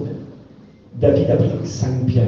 5 pierres dans le temps. Pourquoi pas 6? Certains ont dit, c'est parce que Goliath, il avait 4 autres frères. C'est marqué qu'il y avait 4 fils d'Anak, qui n'étaient pas Goliath, donc il y avait des Goliaths, il y en avait au moins 5 à terrasse. C'est possible, il y a plein d'explications, c'est que des pensées, on peut discuter les pensées. Mais toujours est-il qu'il prend 5 pierres. 5 pierres face au géant Goliath. Nous avons ici un petit jeune homme qui a 5 pains. Nous avons une Samaritaine qui a été mariée 5 fois. Sa vie est un échec. C'est la catastrophe totale. Nous avons un homme qui avait 5 frères sur la terre. Et puis il n'a pas envie que ses frères viennent en enfer. Nous avons un homme qui est paralytique à la piscine de Bethesda. Et à la piscine, il y a 5 porches. C'était des sortes de préaux, de petits toits. Quand il faisait chaud, quand il tombait de l'eau, on venait à l'abri. J'imagine l'homme paralysé depuis 38 ans qui se traîne sur le sol, il ne peut pas marcher pour se mettre à l'abri quand il tombe de l'eau, qui se met à l'abri quand il fait chaud. Il y a les 5 portes qui sont là. Bethesda veut dire la porte de la maison de la miséricorde. Mais la maison de miséricorde où il y a les 5 portiques, il y a des multitudes de paralysés, de malades. Il y a un homme qui souffre depuis 38 ans. Il est là incapable. 5, c'est l'incapacité de l'homme. C'est l'homme qui dit mais je ne peux pas. C'est la femme qui dit je m'excuse, elle a été mariée 5 fois, sa vie est un échec. Ma vie, j'ai essayé, j'ai échoué, je ne peux pas. J'ai mes 5 pierres, mais qu'est-ce que c'est devant Goliath? C'est rien. J'ai 5 pains, mais qu'est-ce que c'est devant la multitude à nourrir? J'ai noté ici l'échec, l'incapacité, l'impossibilité, mais la grâce de Dieu, elle vient. Le cadeau immérité, il vient, et le miracle prend place. Et quand le petit jeune homme donne les 5 pains, quand le petit David vient avec ses 5 pierres, la femme samaritaine aux 5 maris, celle qui a honte, qui vient à midi prendre de l'eau pour que personne ne la voie, parce que sa vie est cassée, brisée, personne ne veut la voir. Jésus lui proposera l'eau de la grâce. Il lui dira, si tu connaissais qui est celui qui te parle, tu lui aurais toi-même demandé à boire et je t'aurais donné de l'eau de la vie. Et elle deviendra utile. La Samaritaine que personne ne voulait voir ira dans le village. Elle est tellement grande de ce que Christ lui aura dit. Les gens viendront trouver Jésus et tout le village se convertira grâce à la Samaritaine. 5, c'est l'incapacité, mais qui par la puissance de Dieu, le miracle divin, rend tout capable. Qu'as-tu dans tes mains, jeune homme? J'ai 5 pains. Qu'as-tu dans tes mains, David? J'ai 5 pierres. Qu'as-tu dans tes mains, Shamgar? J'ai un bâton. Seigneur, elle est belle l'armée de Dieu. Samson, qu'est-ce que tu as dans tes mains? J'ai une ganache d'âme. Il n'y en a pas un qui a une épée, mais c'est quoi cette armée-là? J'ai une ganache d'âme. C'est marqué qu'il va terrasser 1000 hommes. Terrasser l'ennemi. Alors vous allez me dire, Steve, tu parles que des hommes, il n'y a pas de femmes là-dedans. Qu'as-tu dans tes mains, femme de Sarepta, veuve de Sarepta? Elle est tout seule avec son petit bébé, son petit garçon. Son mari il est mort, et puis c'est des temps compliqués, il n'y a plus rien à manger, c'est la famine. Puis l'homme de Dieu vient vers elle, elle le regarde. Et l'homme de Dieu lui dit, fais-moi manger. Fais-moi un petit gâteau. Je vous demande quelques minutes, s'il vous plaît, je vais vite finir. Donne-moi un petit gâteau. Et elle lui dit, écoute, j'ai rien. Qu'est-ce que tu as dans ta main, femme de Sarepta, veuve de Sarepta? Là, j'ai une poignée de farine. Une belle affaire, une poignée de farine. Je sais pas, moi, 10 grammes de farine. J'ai ça. J'ai une petite poignée de farine, puis un petit peu d'huile. Puis je vais faire un petit gâteau pour mon petit. Puis il va le manger. Et puis après, je vais attendre comme un petit. Elle avait fait le programme dans sa tête. Excusez-moi, je vais aussi dire que son petit, c'était fini. J'ai qu'une petite poignée de farine, mon petit va mourir et c'est fini. L'homme de Dieu lui dit, ton fils ne mourra pas. Ta petite poignée de farine, est-ce que tu peux la mettre au service de Dieu? Alors tu vas me faire un petit gâteau pour moi, le serviteur de Dieu d'abord. Quelqu'un d'autre, il n'a pas eu un gâteau, mais tu veux un gâteau, toi? On a mangé que ça. Donne pour Dieu, fais confiance à Dieu. Fais-moi un petit gâteau, tu verras. Elle a là, elle a pris du bois, fait un petit gâteau, elle a commencé à faire cuire, et la petite poignée de farine pendant des semaines, des mois et des années, jusqu'à ce que la famine se termine. Elle s'est multipliée. Son petit enfant n'est pas mort, la gloire de Dieu s'est manifestée, et cette femme a été utile dans les mains de Dieu. Des exemples, il y en a plein. Gédéon, le plus petit, le plus pauvre, rien du tout. Il ira faire la guerre, c'est Guana qui en a parlé, mais ça se ressemble, ils se suivent, ils s'emboîtent les uns dans les autres. Gédéon va à la guerre. Ils ont fait le film des 300, les Spartiates. Vous avez vu? Des armoires à glace tout musclés, avec des grands casques, des hommes terribles, les Spartiates. Les Spartiates de la Bible, ils ne sont pas comme ça. Ils n'ont pas des grosses cuirasses, ils ont une cruche, un récipient en terre, et à l'intérieur, il y a une torche, hein, c'est comme ça à l'intérieur, là, et il y a une trompette. Les armes, il y a une trompette. Il va y aller pour les faire la guerre, ils sont 300, ils sont morts, ils vont se faire massacrer. Il y a des milliers d'hommes qui les attendent, des Madianites, et puis ce n'est pas des gens comme eux. Vous allez aller à la guerre, ok. J'ai tu prends ta petite armée, 300 ça suffira. Il y en a trop, parce que s'il y en a trop, ils vont croire que c'est eux, et Dieu ne donne pas sa gloire à un homme. Jamais. Dieu se sert des gens humbles et saints, des gens qui disent Seigneur, je ne peux pas, je suis incapable, mais je veux te faire confiance, je veux que tu te serves de moi. Il en prend 300, ils vont à la guerre. Écoutez la folie de Dieu. Ils vont prendre les cruches, ils vont les casser. Ils vont prendre les flambeaux, ils vont commencer à les remuer et à jouer de la trompette. Et puis l'ennemi va prendre l'épée, ils vont s'entretuer les uns les autres, et Dieu va opérer une grande délivrance en Israël. La folie de Dieu, qu'as-tu dans ta main? À chaque fois que je regarde, je vois des choses simples, des choses inutiles. Une autre femme, peut-être, mettre les sœurs à l'honneur un petit peu. J'ai marqué qu'as-tu dans ta main? Jaël. Jaël, c'était une femme qui avait que l'époque des juges. Il y avait un homme qui terrorisait Israël, il s'appelait Sisera. Il a tué plein de juifs, il a tué des hommes, il a tué des enfants. C'était un homme qui faisait vraiment peur à tout le monde, un homme de guerre, un général de guerre. Et puis cet homme-là, un général, un homme fort et puissant, un jour va venir trouver refuge. Soyez moi quelques minutes. Il va venir trouver refuge dans la tente de Jaël.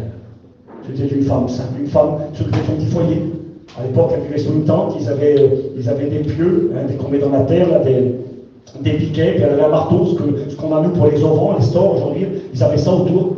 Et puis il est écrit que quand l'ennemi va arriver chez elle, celui qui faisait du mal à Israël, qui avait tué des dizaines et des centaines, peut-être des milliers de juifs, il vient trouver refuge chez elle. Et quand il vient chez elle, il se cache dans sa tente. Il se met en soin un tapis. Et cette femme, qui est une femme de Dieu, sera placée parmi les héroïnes d'Israël. Il est écrit qu'elle va prendre ce qu'elle avait chez elle sous sa main. Qu'as-tu dans ta main, Jaël?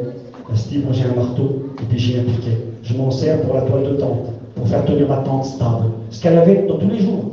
Il est écrit qu'elle s'est approchée de Sisera. J'ai noté ici les références bibliques. Elle s'est approchée de lui. Elle a pris le marteau et le pieu. Elle l'a mis sur la tête de l'ennemi d'Israël et elle a frappé les coups très forts. Et elle a terrassé l'ennemi au sol. Et elle est devenue une femme qui est devenue célèbre, une héroïne en Israël. Elle avait un marteau et un pieu à la main. Écoutez où je veux en venir. Je veux en venir à ceci. Je veux en venir que Dieu va utiliser chacun de vous et moi-même dans son œuvre avec ce que nous sommes. Avec nos capacités, avec nos faiblesses, avec nos incapacités, avec notre petitesse, avec j'ai rien, j'ai qu'un bâton, j'ai que 5 pierres, j'ai que 5 pains, j'ai rien. Ce rien, si tu voulais faire comme la petite veuve et dire Seigneur, je relève le défi, je te promets, je quitte ce séminaire. Là-bas, je ne vais pas me croiser les pouces, je ne vais pas attendre que ça se passe, je ne vais pas laisser Satan tout détruire chez moi, je ne vais pas laisser Satan tuer mes enfants, tuer ma famille, amener les gens en enfer. Je vais servir mon Dieu. Je vais te donner ce que j'ai, si c'est rien. Je vais te donner les 5 pains, je vais te donner les 5 pierres, je vais te donner la poignée de farine, je vais te donner ce que j'ai. Je te promets que si tu fais ça, tu vas t'utiliser. Quelques témoignages d'aujourd'hui. Comme Steve, 5 pierres, 5 pains, t'es marrant, toi. Mais moi, qu'est-ce que j'ai? sport de notre mission de Vie et Lumière, cette belle mission. Des centaines de milliers d'individus convertis en France, à l'étranger. Apparemment, je ne sais pas, comme je ne sais pas vérifier, on aurait touché des dizaines de nations. J'ai écouté 44 nations, je ne sais pas, dans les pays de l'Est, en Amérique là-bas, en Angleterre, dans le monde entier. L'évangile maintenant en Russie, on a des écoles bibliques, ça va jusqu'aux frontières là-bas. Ils ont trouvé des Roms à la frontière de la Chine. Je sais pourquoi, vous faites que des photos. Donc j'ai compris pourquoi. Les Roms, ils font des photos. Jusqu'en Chine, ils ont trouvé les Roms. Je plaisante avec vous. Mais dans le monde entier, l'évangile Vie et Lumière est parti, il va toucher les Roms, béni soit Dieu, jusqu'aux frontières de la Chine et dans le monde entier. Mais pourquoi? Parce qu'il y a 70, un peu plus en arrière, il y avait un petit monsieur qui donnait des petits prospectus comme ça, sur le marché des vicieux. Il s'appelait monsieur Roger Ribot. C'est même pas son nom, hein? Roger Ribot, personne ne le connaît. Moi je connais parce que j'ai recherché, j'ai voulu savoir un petit peu. Monsieur Roger Ribot, toutes les semaines, sur le marché de Lisieux, donnait des petits prospectus. Personne ne le connaît, c'est un pasteur, c'est un petit chrétien, il donne des petits bouts de papier qui parlent de Jésus. Et puis un jour, une femme, vous connaissez l'histoire, hein, une vieille femme, enfin une femme d'un certain âge, une manouche qui passe là, et puis il lui donne un petit prospectus. Elle ne sait même pas lire, mais alors la folie, c'est fou ça. Donner un prospectus à une femme qui ne sait pas lire, elle va faire quoi avec ça? Et puis ce petit prospectus, je coupe au court, quand son fils est à l'hôpital en train de mourir et que c'est fini, qu'il n'y a plus d'espoir. Elle était religieuse, elle avait sa religion, elle était catholique, elle allait à l'église acheter des médailles, elle revendait dans sa chible tous les jours. Mais là-bas, quand elle est là avec son va mourir, elle se rappelle le petit prospectus. Elle ne sait pas lire, elle fait lire par une dame dans un magasin. La dame, qu'est-ce qui est écrit dessus? C'était écrit dessus que Jésus était le même hier, aujourd'hui, éternellement, qu'il guérissait les malades, prière pour les malades, église, rue du Camp-Franc, Lisieux. Elle a dit à la gardien, madame, c'est où cette église? La gardien, en rigolant, lui a dit, c'est là, juste en face. Elle est rentrée dans cette petite salle de réunion. Elle est rentrée, elle a crié, elle a dit, monsieur le pasteur, mon fils est en train de mourir à l'hôpital. Le pasteur a dit, madame, asseyez-vous, votre fils ne mourra pas, je vais aller prier pour lui. À la fin de la réunion, il est allé, il a prié pour Sino. Sino a été guéri, Mansell a les yeux, il a rencontré ces gens-là. Le réveil, Vie et Lumière venait donner. Un petit prospectus donné par quelqu'un que personne ne connaît sur un marché allait être le plus grand réveil du XXIe siècle. Le réveil parmi notre peuple a percuté le monde entier. J'ai noté ceci, qu'as-tu dans tes mains? Alors ça, je ne veux pas être maladroit, je l'espère. Certains connaissent qu'as-tu dans tes mains? Poulika. Connais les Poulika. C'est ta famille à toi, hein? C'est mon mari, c'était ta famille. Poulika, pour ceux qui ne savent pas, ça a été l'instrument choisi par Dieu, une sœur, pour apprendre à lire à celui qui allait devenir l'un des plus grands enseignants de Vie et Lumière. Quelle folie de Dieu! Qu'est-ce que tu as dans les mains, Poulika? Steve, j'ai une carte grise de véhicule. De camion, d'auto, de camion, je crois. Et puis mon mari ne sait pas lire. Tu vas aller loin avec un mari comme ça. Vous avez dû faire des bonnes choses avec vous. Je ne sais pas, mais j'ai une petite carte grise, puis je vais apprendre à lire à mon nom. Puis Poulika, je l'imagine. J'ai jamais su c'était quoi la marque du véhicule. Tu sais c'était quoi, non? Je ne pense pas que c'était Mercedes, je crois plutôt que c'était Citroën ou Peugeot, je pense. Si, d'accord, si. T-R-O, trop. C'est une comique, ça. Et c'était Dominique Paillon, le mari de Poulika, a appris à lire parce que sa femme a été capable de donner tout son cœur, apprendre à lire à son mari sur une petite carte de peu, et devenir le grand professeur Théo Dominique Paillon. La folie de Dieu.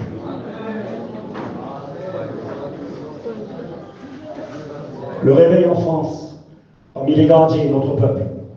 S'il y a eu le réveil à Lisieux, c'est parce qu'avant cela, il y a eu un réveil qui a touché les gardiens là-bas. C'est un pasteur anglais qui est venu, c'était le pasteur Scott Douglas. Il est venu au début du XXe siècle, en 1900 et quelques, avant la guerre, il est venu faire des réunions en France. Mais vous savez pourquoi? Parce qu'une gradie, c'était une demoiselle, elle n'était pas mariée. Elle vivait là-bas au Havre, elle était originaire de la Suisse. Elle avait à cœur, cette femme, d'amener l'évangile en France. Elle avait à cœur d'amener l'évangile aux marins bretons alcooliques qui vivaient au Havre là-bas. Elle ne peut pas prêcher, c'est une femme. Comment qu'elle va prêcher? Elle ne peut pas. Qu'est-ce qu'elle va faire pour aider les marins alcooliques? Comment qu'elle va faire pour sauver les gens autour d'elle? Qu'est-ce que tu as? Ça s'appelle Hélène Biolay. Hélène Biolay, qu'est-ce que tu as, toi, dans ta main? Elle n'a pas un marteau, ni un pieu, elle n'a pas 5 pierres, ni 5 pains. Qu'est-ce que tu as dans ta main, Hélène Biolay? Je veux être utile, je veux être un témoin, je veux que Dieu serve de moi. Qu'est-ce que tu as? J'ai une casserole, des marmites et des assiettes. Alors je vais faire un restaurant chrétien, le ruban bleu au Havre. Je vais faire un restaurant chrétien. Et dans ce restaurant, il n'y aura pas d'alcool. Il y aura un petit repas pas cher, mais il y aura des versets bibliques. Et j'inviterai un pasteur anglais à venir faire des réunions ici dans mon petit restaurant. Et le pasteur venait de temps en temps faire des réunions dans le petit restaurant. Et Puis les marins alcooliques ont commencé à se convertir. Et puis parmi ces marins, il y avait un monsieur qui s'appelait Le Cossec, le père de Clément Le Cossec. Il était malade, il avait eu un accident, il travaillait dans un phare. Et il avait écouté dire que dans le Ruban Bleu, le restaurant de Mademoiselle Piolet, il y avait des réunions où on priait pour les malades. Et le père Le Cossec est venu dans la réunion malade. Jésus l'a guéri. Le petit garçon à côté, Clément Le Cossec, il était tout petit. Il a grandi là-dedans. Il a vu des gens baptisés du Saint-Esprit, des gens guéris. Le petit Clément Le Cossec s'est converti, il était tout jeune. À 18 ans, il prêchait l'évangile et il allait devenir l'apôtre des gitans dans le monde entier. Parce qu'une mademoiselle Piolet était capable de mettre au service de Dieu des marmites, des assiettes, faire un petit repas. Je pourrais continuer la liste. Que Dieu soit glorifié. Que Dieu soit glorifié. Seigneur est béni. J'ai marqué des noms d'un copain à moi. Parce que je trouve que certains, on va les mettre, on va se retrouver tout doucement. J'ai pas un pieu à la main et un marteau, je vais tuer personne, on tue personne. Je ne vais pas prendre des pierres pour tuer Goliath. Et qu'est-ce que je peux mettre au service de Dieu? J'ai un copain, je ne vais pas dire son nom, parce que je ne suis pas tellement grave. Ce garçon-là, chaque année, quand il part avec moi, ou quand il partise avec moi, quand j'étais en mission, il me demandait l'autorisation, par respect pour moi, de vendre des glaces sur la mission. Est-ce que je peux vendre des glaces? C'est un chrétien, je ne suis pas un pasteur. Vendre des glaces, mais faire quoi? Je veux aider les étudiants qui vont aux écoles publiques. Chaque année, il me dit, vas-y, forcément, on n'empêche personne de travailler pour Dieu. C'était son petit boulot. Qu'est-ce que tu as dans tes mains, un tel? Moi, j'ai un congélateur. Dieu sert des congélateurs. Je mets mon congélateur à disposition. J'irai acheter des glaces pas chères au litre ou ce que vous voulez. Je les mettrai donc, je les vendrai aux petits enfants sur la place. Et à la fin de l'été, les 300, 400, 500 000 euros que j'aurai, je les donnerai à un étudiant.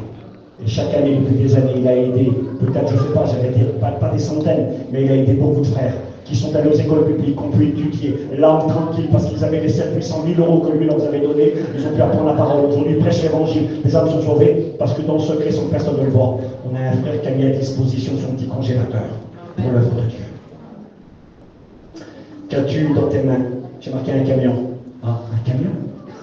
J'ai un de mes cousins, cousin Germain, il a mis à disposition de Dieu son camion. Il faisait la ferraille, chacun ce qu'il a. Il n'avait pas un camion qui valait 500 000 euros, il avait un vieux bout de camion qui n'était pas terrible, il faisait la ferraille avec, c'était ce qu'il avait, mais il l'a mis au service de Dieu. Chaque semaine, il s'était engagé avec son vieux camion d'amener les jeunes à la réunion de jeunesse, là-bas à Paris. Et tous les semaines, c'est mon cousin Germain, il ramenait les jeunes à la réunion, dans le camion. Les petits étaient assis dans la ferraille derrière. Et là, dans la ferraille, parmi tous les petits qui étaient à la réunion, un jour, un petit garçon de 12 ans, c'était mon cousin Germain aussi, le petit. Il a perdu son père tout jeune, ils ont beaucoup souffert, la mère de la dépression, de l'angoisse. Est-ce que Dieu va utiliser un petit gamin de 12 ans pour apporter la vie? La mère, elle est en train de mourir à petit feu. Elle ne peut plus manger, elle ne peut plus rien faire, elle se laisse mourir. Elle vit avec des exomies le matin et le soir, couchée dans le lit. Les petits sont livrés à eux-mêmes. Le plus vieux qu'à l'époque, 14-15 ans, là, le deuxième, il commence dans le monde de la drogue et de l'alcool, et Satan va tout détruire. Le mari est mort, c'était la maman, le frère de ma mère, il est mort tout jeune. Satan a tout cassé dans ce foyer-là. On a un petit gosse de 12 ans qui monte dans le camion de mon autre cousin pour aller à la réunion. Et dans le camion, le petit gosse de 12 ans reçoit le Saint-Esprit. Il commence à parler en langue. Il est baptisé du Saint-Esprit dans la ferraille derrière. Il a 12 ans. Il revient chez lui. Il avait un petit vélo. Il pleurait. Il priait pour sa mère. Un jour, sa maman s'est levée. Jésus a béni sa maman. Il l'a délivré de la dépression, délivré de l'angoisse et des cachets. Elle est revenue à l'église. Il a témoigné à ses frères. Aujourd'hui, ils sont 4 garçons. Les 4 sont chrétiens, 3 sont serviteurs de Dieu. Avec le petit gosse de 12 ans, dans la ferraille, dans le camion derrière, il a reçu. Qu'as-tu dans tes mains? J'ai marqué une guitare, une truelle pour aider à monter une église, une pelle, un petit billet, une cafetière. Alors là, quand on est venu ici, je ne sais pas, c'est pas une grande confidence, beaucoup ont dû s'arrêter à la Vallée Villard à côté. Et puis les sœurs ont peut-être été faire un petit tour au Villeroy et Bosch, acheter des belles vaisselles, des belles vaisselles, un bon service, la théière, la cafetière, les assiettes, la grande assiette, que Dieu vous bénisse. Mettez le Villeroy et Bosch à la disposition de Dieu. Mettez ce que vous avez. Une goutte de café peut sauver quelqu'un, possible. Si tu fais ta petite goutte de... Je vais le dire parce que c'est honorable et je ne cite pas de nom ce soir. Mais j'ai été il y a 15 jours en arrière, une semaine, vers Michael, et puis vers Moïse, faire une mission là-bas, vous le savez, il y a beaucoup de Roms qui sont là, vers les frères Roms là-bas à Annecy. Et puis le temps c'était une catastrophe. Je me croyais en Bretagne, non pire que la Bretagne. Enfin bref, le temps, une catastrophe, le champ c'était un champ de boue. Ils m'ont fait un cadeau, les frères, c'est que les généraux. Il m'a acheté une paire de bottes en plastique, il m'a pas acheté des Weston, il m'a acheté des bottes en plastique pour pas que j'aille les pieds dans la boue. Écoutez ce que je vous dis, je dis à la gloire de Dieu parce que j'ai été content de ce que j'ai vu. J'ai été vers plusieurs foyers, certains sont là ici ce soir. Ils ont des belles caravanes comme tout le monde, ils ont des campings neufs, avec des beaux tapis de plantes. Ils m'ont dit tu montes chez nous. Je dis, comment je vais monter devant vous? Vous rigolez, je vais être quand on est. Il y a Laurent, on va rester devant. Non, non, vous ne restez pas en dessous le vent, vous montez chez nous. Le camping neuf avec les tapis blancs, je l'ai vu blanc. Les sœurs nous ont dit, c'est pas grave, on les jettera à la poubelle, on les lavera. Mais montez chez nous. Et bien, on peut mettre son fun à disposition pour l'œuvre de Dieu. On peut mettre son tabac à disposition pour l'œuvre de Dieu. On peut mettre sa belle maison si vous en avez une au service de Dieu. Il ne faut pas fermer vos caravanes. Il ne faut pas avoir de vaisselle pour décorer ici sur les placards. Ça vous fait rigoler, mais c'est vrai. Mettez au service de Dieu. Le petit verre de café à la convertir. Ton petit feu pour faire la grillade, le petit barbecue. Eh ben, tu le sors, tu achètes un petit peu de flancher pour 15 € à 3 euros le kilo. Là. Tu fais venir le petit voisin à côté de toi, tu le mets au service de Dieu, tu fais ta petite grillade, les soeurs, une petite salade, dans le saladier du roi et Bosch. Tu le mets à disposition pour la convertie, il sera touché. Il dit, oui, mon or, les gens sont gentils pour moi. Quand tu lui diras, tu viens à la réunion, écoute, ça ne m'intéresse pas trop, mais tu es gentil pour moi, je t'aime bien. Tu m'as fait un petit bout de repas, tu as mis à ton service ce que tu avais là. Je vais venir avec toi à la réunion. Et lui t'a amené là. Tu lui as donné le petit verre d'eau, le petit verre de café, le petit verre de thé. Donc tu verras peut-être prêcher l'évangile un jour sur l'instant. Parce que tu auras mis ce que tu avais pour tellement au service de Dieu. Marqué un auvent, une caravane, un véhicule, des fleurs, un chiffon. Travailler pour l'œuvre de Dieu. Un balai, une voix, j'ai marqué. Un service de vaisselle. Une Bible, une prière. Ta main, ton cœur, ta vie. Seigneur, je te donne ce que j'ai. Je te donne mon camping, je te donne mon camion, je te donne mon auto. T'as une belle auto, que Dieu bénisse ton mieux. Mais au service de Dieu. Si t'as une belle auto, personne n'aura monté dedans, c'est pas bon. Les chrétiens, quand tu souffres, les gens, montez dans ton auto, elle vaut ce qu'elle vaut, amène-les à la réunion, mets ce temps, dis au frère, je veux travailler pour Dieu, moi. Mais qu'est-ce que tu peux faire? Va chercher l'autre là-bas. Mon beau frère, il est chauffeur toute la semaine de Guana. Au service de Dieu, il faut faire. Il faut mettre ce que l'on a au service de Dieu. Qu'est-ce que tu as dans ta main? Je te promets, tu ne peux pas imaginer ce que tu vas faire. Moi, si je suis là aujourd'hui en train de vous parler, parce que Dieu m'aime, parce que Dieu m'a sauvé, parce que Dieu a eu pitié de moi. Un pauvre malheureux en prison, vous voulez que je rende témoignage, je l'ai dit, je ne le ferai pas. Un pauvre malheureux perdu dans nos péchés en prison pour des années. Puis là, dans la prison, une Bible est arrivée. Une Bible qu'une grandine m'a donnée quand j'avais 10 ans. Une Bible donnée à un enfant de 10 ans. Elle m'a donné une Bible, elle a fait une prière pour moi dessus. Que par la lecture quotidienne de ce saint livre, la parole de Dieu, tu deviennes un véritable enfant de Dieu, rempli par la puissance du Saint-Esprit, que Jésus devienne ton Seigneur et ton Sauveur, et que tu deviennes un instrument de bénédiction pour les autres. Elle voulait que je lise la Bible, elle voulait que je sois rempli du Saint-Esprit, que je sois sauvé, et que je devienne un instrument de bénédiction pour les autres. Dans la prison, en 1995, début 1995, j'ai commencé à lire cette Bible pour mon oncle qui ne savait pas lire. Tous les jours, elle a donné une Bible à un gosse de 10 ans. J'ai 18 ans, 19 ans, je suis en prison. Je commence à lire tous les jours, comme elle avait dit, pour mon oncle. Que tu sois, que Jésus devienne ton Seigneur et ton Sauveur. Que Jésus devienne mon Seigneur et mon Sauveur. Que tu sois rempli du Saint-Esprit. Me la baptiser dans le Saint-Esprit. Que tu deviennes un instrument de bénédiction pour les autres. Et dans la prison, en 1995, j'ai commencé à prêcher l'évangile pendant 2 ans. Une Bible donnée à un petit autiste. Est-ce que tu as déjà donné une Bible à quelqu'un? Est-ce que tu as déjà donné un prospectus? Est-ce que tu as le souci de dire, mais moi je peux faire quelque chose, je peux donner une Bible, je peux donner un prospectus? Les petits, je ne sais pas qui c'est qui a fait ça, les petits jeunes certainement, ils ont équipé un verset.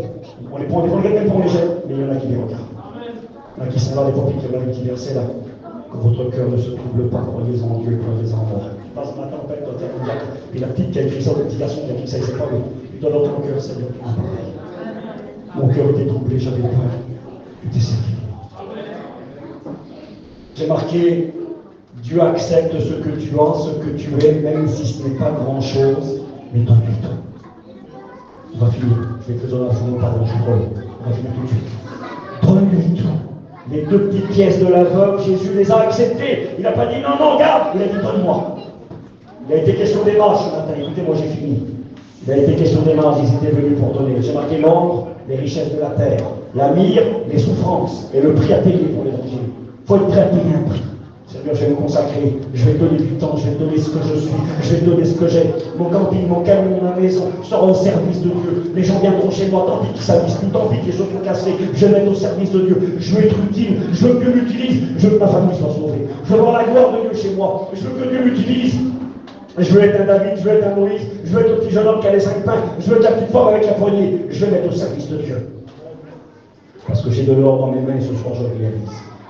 Alors j'ai marqué pour terminer ce verset, Esdras 10, verset 4. Lève-toi, car cette affaire te regarde. Nous serons avec toi. Prends courage et agis. J'aimerais vous inviter, le séminaire se termine, nous allons tous rentrer chez nous. Qu'est-ce que tu vas faire avec tout ce que tu as écouté? Tu vas regarder les photos, les souvenirs, reprendre ta petite vie, ton petit train juste pour toi, donner un petit peu à l'occasion, et laisser les gens mourir, laisser les gens aller en enfer autour de toi, laisser les foyers se détruire. Je te le promets, Dieu veut se servir de toi. Serviteur de Dieu en priorité, évidemment. Chrétien aussi, chrétienne. Jeune maman, jeune fille, personne d'âge, chacun a son rôle à jouer. Dieu veut faire avec toi des choses extraordinaires. Je vous donne un dernier témoignage, mon prix, d'accord? C'est un témoignage que j'ai lu qui m'a bouleversé. C'est le témoignage d'un petit jeune de 10 ans. 10 ans. Je ne sais pas s'il y a une petite 10 ans qui est là ce soir. Elle dit, beaucoup il remue, un petit de 10 ans. Son père est pasteur. Tous les dimanches, il y a le témoignage. Quand la réunion du dimanche, j'ai fini promis, quand le culte est fini le dimanche matin, tous les dimanches après-midi, le pasteur va avec son petit 10 ans distribuer des prospectus dans les boîtes aux lettres pour que les gens trouvent la grâce et soient sauvés. Et puis un dimanche après-midi, il tombe plein d'eau du témoignage. Et le pasteur regarde son petit, le petit prend les petits prospectus, il met son petit paletot, et puis il s'engage, il regarde son père, il dit papa, on y va? Et son père lui dit on va où? Il dit on va où? Il dit on va donner des prospectus, parler de Jésus pour sauver les gens. Et le pasteur, il dit à son petit, mais mon fils, regarde par la fenêtre, regarde le temps qu'il fait dehors, regarde l'eau qui tombe, on ne peut pas aller aujourd'hui, le temps est trop vilain. Le petit 10 ans regarde son père, il dit papa, je te pose une question. Il dit quand il tombe de l'eau qui fait vilain, comme tu dis dehors, est-ce que les gens vont en enfer? Est-ce que les gens vont en enfer quand ils tombent de l'eau? Père, bien dit, il dit, mon fils. Il dit, mon père, on n'a pas le droit de laisser les gens sans leur donner la parole de Dieu. Il faut donner un prospectus. Et le père, voyant son petit tellement décidé, il n'a même pas été pasteur. Bon, il dit, mon fils, il dit, vas-y, mais va pas loin. Il fait le tour de la maison, distribue tes quelques petits prospectus et tu rentres vite à la maison. Il n'a même pas été pasteur. Et ce petit gosse de 10 ans qui veut que les âmes soient sauvées et qui a compris que quand il tombe de l'eau, les gens vont en enfer quand même. Et puis il donne ses petits prospectus dans les boîtes aux lettres, il tourne de la maison. Et puis à un moment donné, en restant, il dit, Seigneur, où c'est qu'il faut que je donne? Dans son cœur, Seigneur lui montre une maison juste à côté. Alors il va devant la maison, écoutez, j'ai fini. Il toque à la porte. Il ne veut pas le mettre dans la boîte aux lettres, il veut le donner main en main. Petit prospectus, il a 10 ans. Il toque à la porte, personne ne répond. Il sonne. Personne ne répond. Ça dure 3-4 minutes, c'est long 3-4 minutes. Il tombe de l'eau, il est dehors, il sait dans son cœur que c'est là qu'il faut qu'il donne le prospectus. Il a 10 ans. Il sonne, il toque. Et là, il y a une vieille dame, une vieille dame, elle a plus de 80 ans. Elle arrive devant, elle ouvre la porte. Elle lui dit, mais qu'est-ce que tu fais, mon petit garçon? Ça va pas te taper à la porte comme ça pendant je ne sais combien de temps et te sonner. Et le petit la regarde avec un grand sourire. Il lui dit, madame, je suis venu vous dire que Jésus vous aime. J'ai un petit prospectus qui parle de l'amour de Dieu. Jésus vous aime, madame, il est vivant. Je voulais juste vous donner ça, c'est tout. Je m'excuse de vous avoir embêté. Elle m'a dit, regarde ce petit enfant. Bon, elle lui dit merci. Elle prend le prospectus, elle ferme la porte. Une semaine plus tard, réunion d'évangélisation à l'église. Qui c'est qui est là? La dame de 80 ans. Écoutez bien, elle est dans la réunion. Elle est dans la réunion, puis elle écoute, la réunion se fait. Quand la réunion se termine, elle lève la main, elle dit, je pourrais dire quelque chose, monsieur? Elle n'était jamais venue dans sa vie. Le pasteur, elle dit, bah oui, madame, venez. Elle arrive. Elle dit, voilà, je voulais vous dire quelque chose. Elle dit, il y a une semaine en arrière, j'étais chez moi dans ma maison, il tombait tout, le temps était très bien. Je viens de perdre mon mari, je suis dans le deuil, j'étais dans le désespoir. J'avais pris la décision de mettre fin à ma vie. J'avais mis une corde accrochée à une poutre, j'avais mis autour de mon cou, j'étais monté sur la chaise, j'allais me jeter dans le vide, j'allais mourir. Quand tout à coup, j'ai écouté toquer en bas. Alors j'ai attendu. J'ai écouté que ça insistait, j'ai attendu, j'ai vu que ça sonnait, j'ai enlevé la corde de mon cou. Elle allait mourir, elle allait finir en enfer. J'ai enlevé la corde de mon cou. Je suis descendu et j'ai vu un petit enfant qui était là devant moi, tout mouillé, et qui m'a dit que Jésus m'aimait et qu'il avait un message pour moi. Il m'a donné un prospectus et j'ai lu le prospectus. Dieu a touché mon cœur et je suis venu vous dire aujourd'hui que j'ai donné ma vie à Jésus. Elle serait morte ce jour-là. Elle serait dans l'enfer. Et Dieu a utilisé le petit enfant de 10 ans. On va baisser le tête. Il sera capable de t'utiliser si tu le veux. Veux-tu tout lui donner? Veux-tu relever tes filles et dire, Seigneur, je m'en vais de ce séminaire, tu m'as béni, tu m'as parlé, tu m'as fortifié. Jésus, tu reviens bientôt. Eh bien, je vais tout donner. Je ne vais pas perdre mon temps, Seigneur. Je veux que tu m'utilises à mon niveau. Je ne suis peut-être pas un pasteur, je ne suis peut-être pas un grand missionnaire. Mais je vais être la petite chrétienne, le petit chrétien. Je vais être le témoin de Jésus. Vous serez mes témoins. Comment je vais vous aider? Je vais vous revêtir du Saint-Esprit, je vais vous rendre capable. Mais donnez ce que vous avez, même si ce n'est pas beaucoup. Et Jésus va s'en servir. Nous prions le Seigneur, s'il vous plaît, un instant. Prends des décisions. Oublie le message, c'est pas grave. Oublie les pensées, on n'en a rien à faire. Mais repars de ce séminaire en comprenant que Dieu a un plan pour ta vie et que Dieu veut t'utiliser. On va prier avec Gwana. Viens Gwana s'il te plaît. Gwana va prier pour chacun d'entre nous. Prenez les décisions, s'il vous plaît. Prenez les décisions. Le Seigneur, je te donne tout, même si c'est rien. Sers-toi de moi. Et je vais travailler pour toi. Et je vais prier, je vais chanter. Je vais mettre mes affaires à disposition. Sers-toi de ma vie, Seigneur. Gloire à ton nom, Seigneur.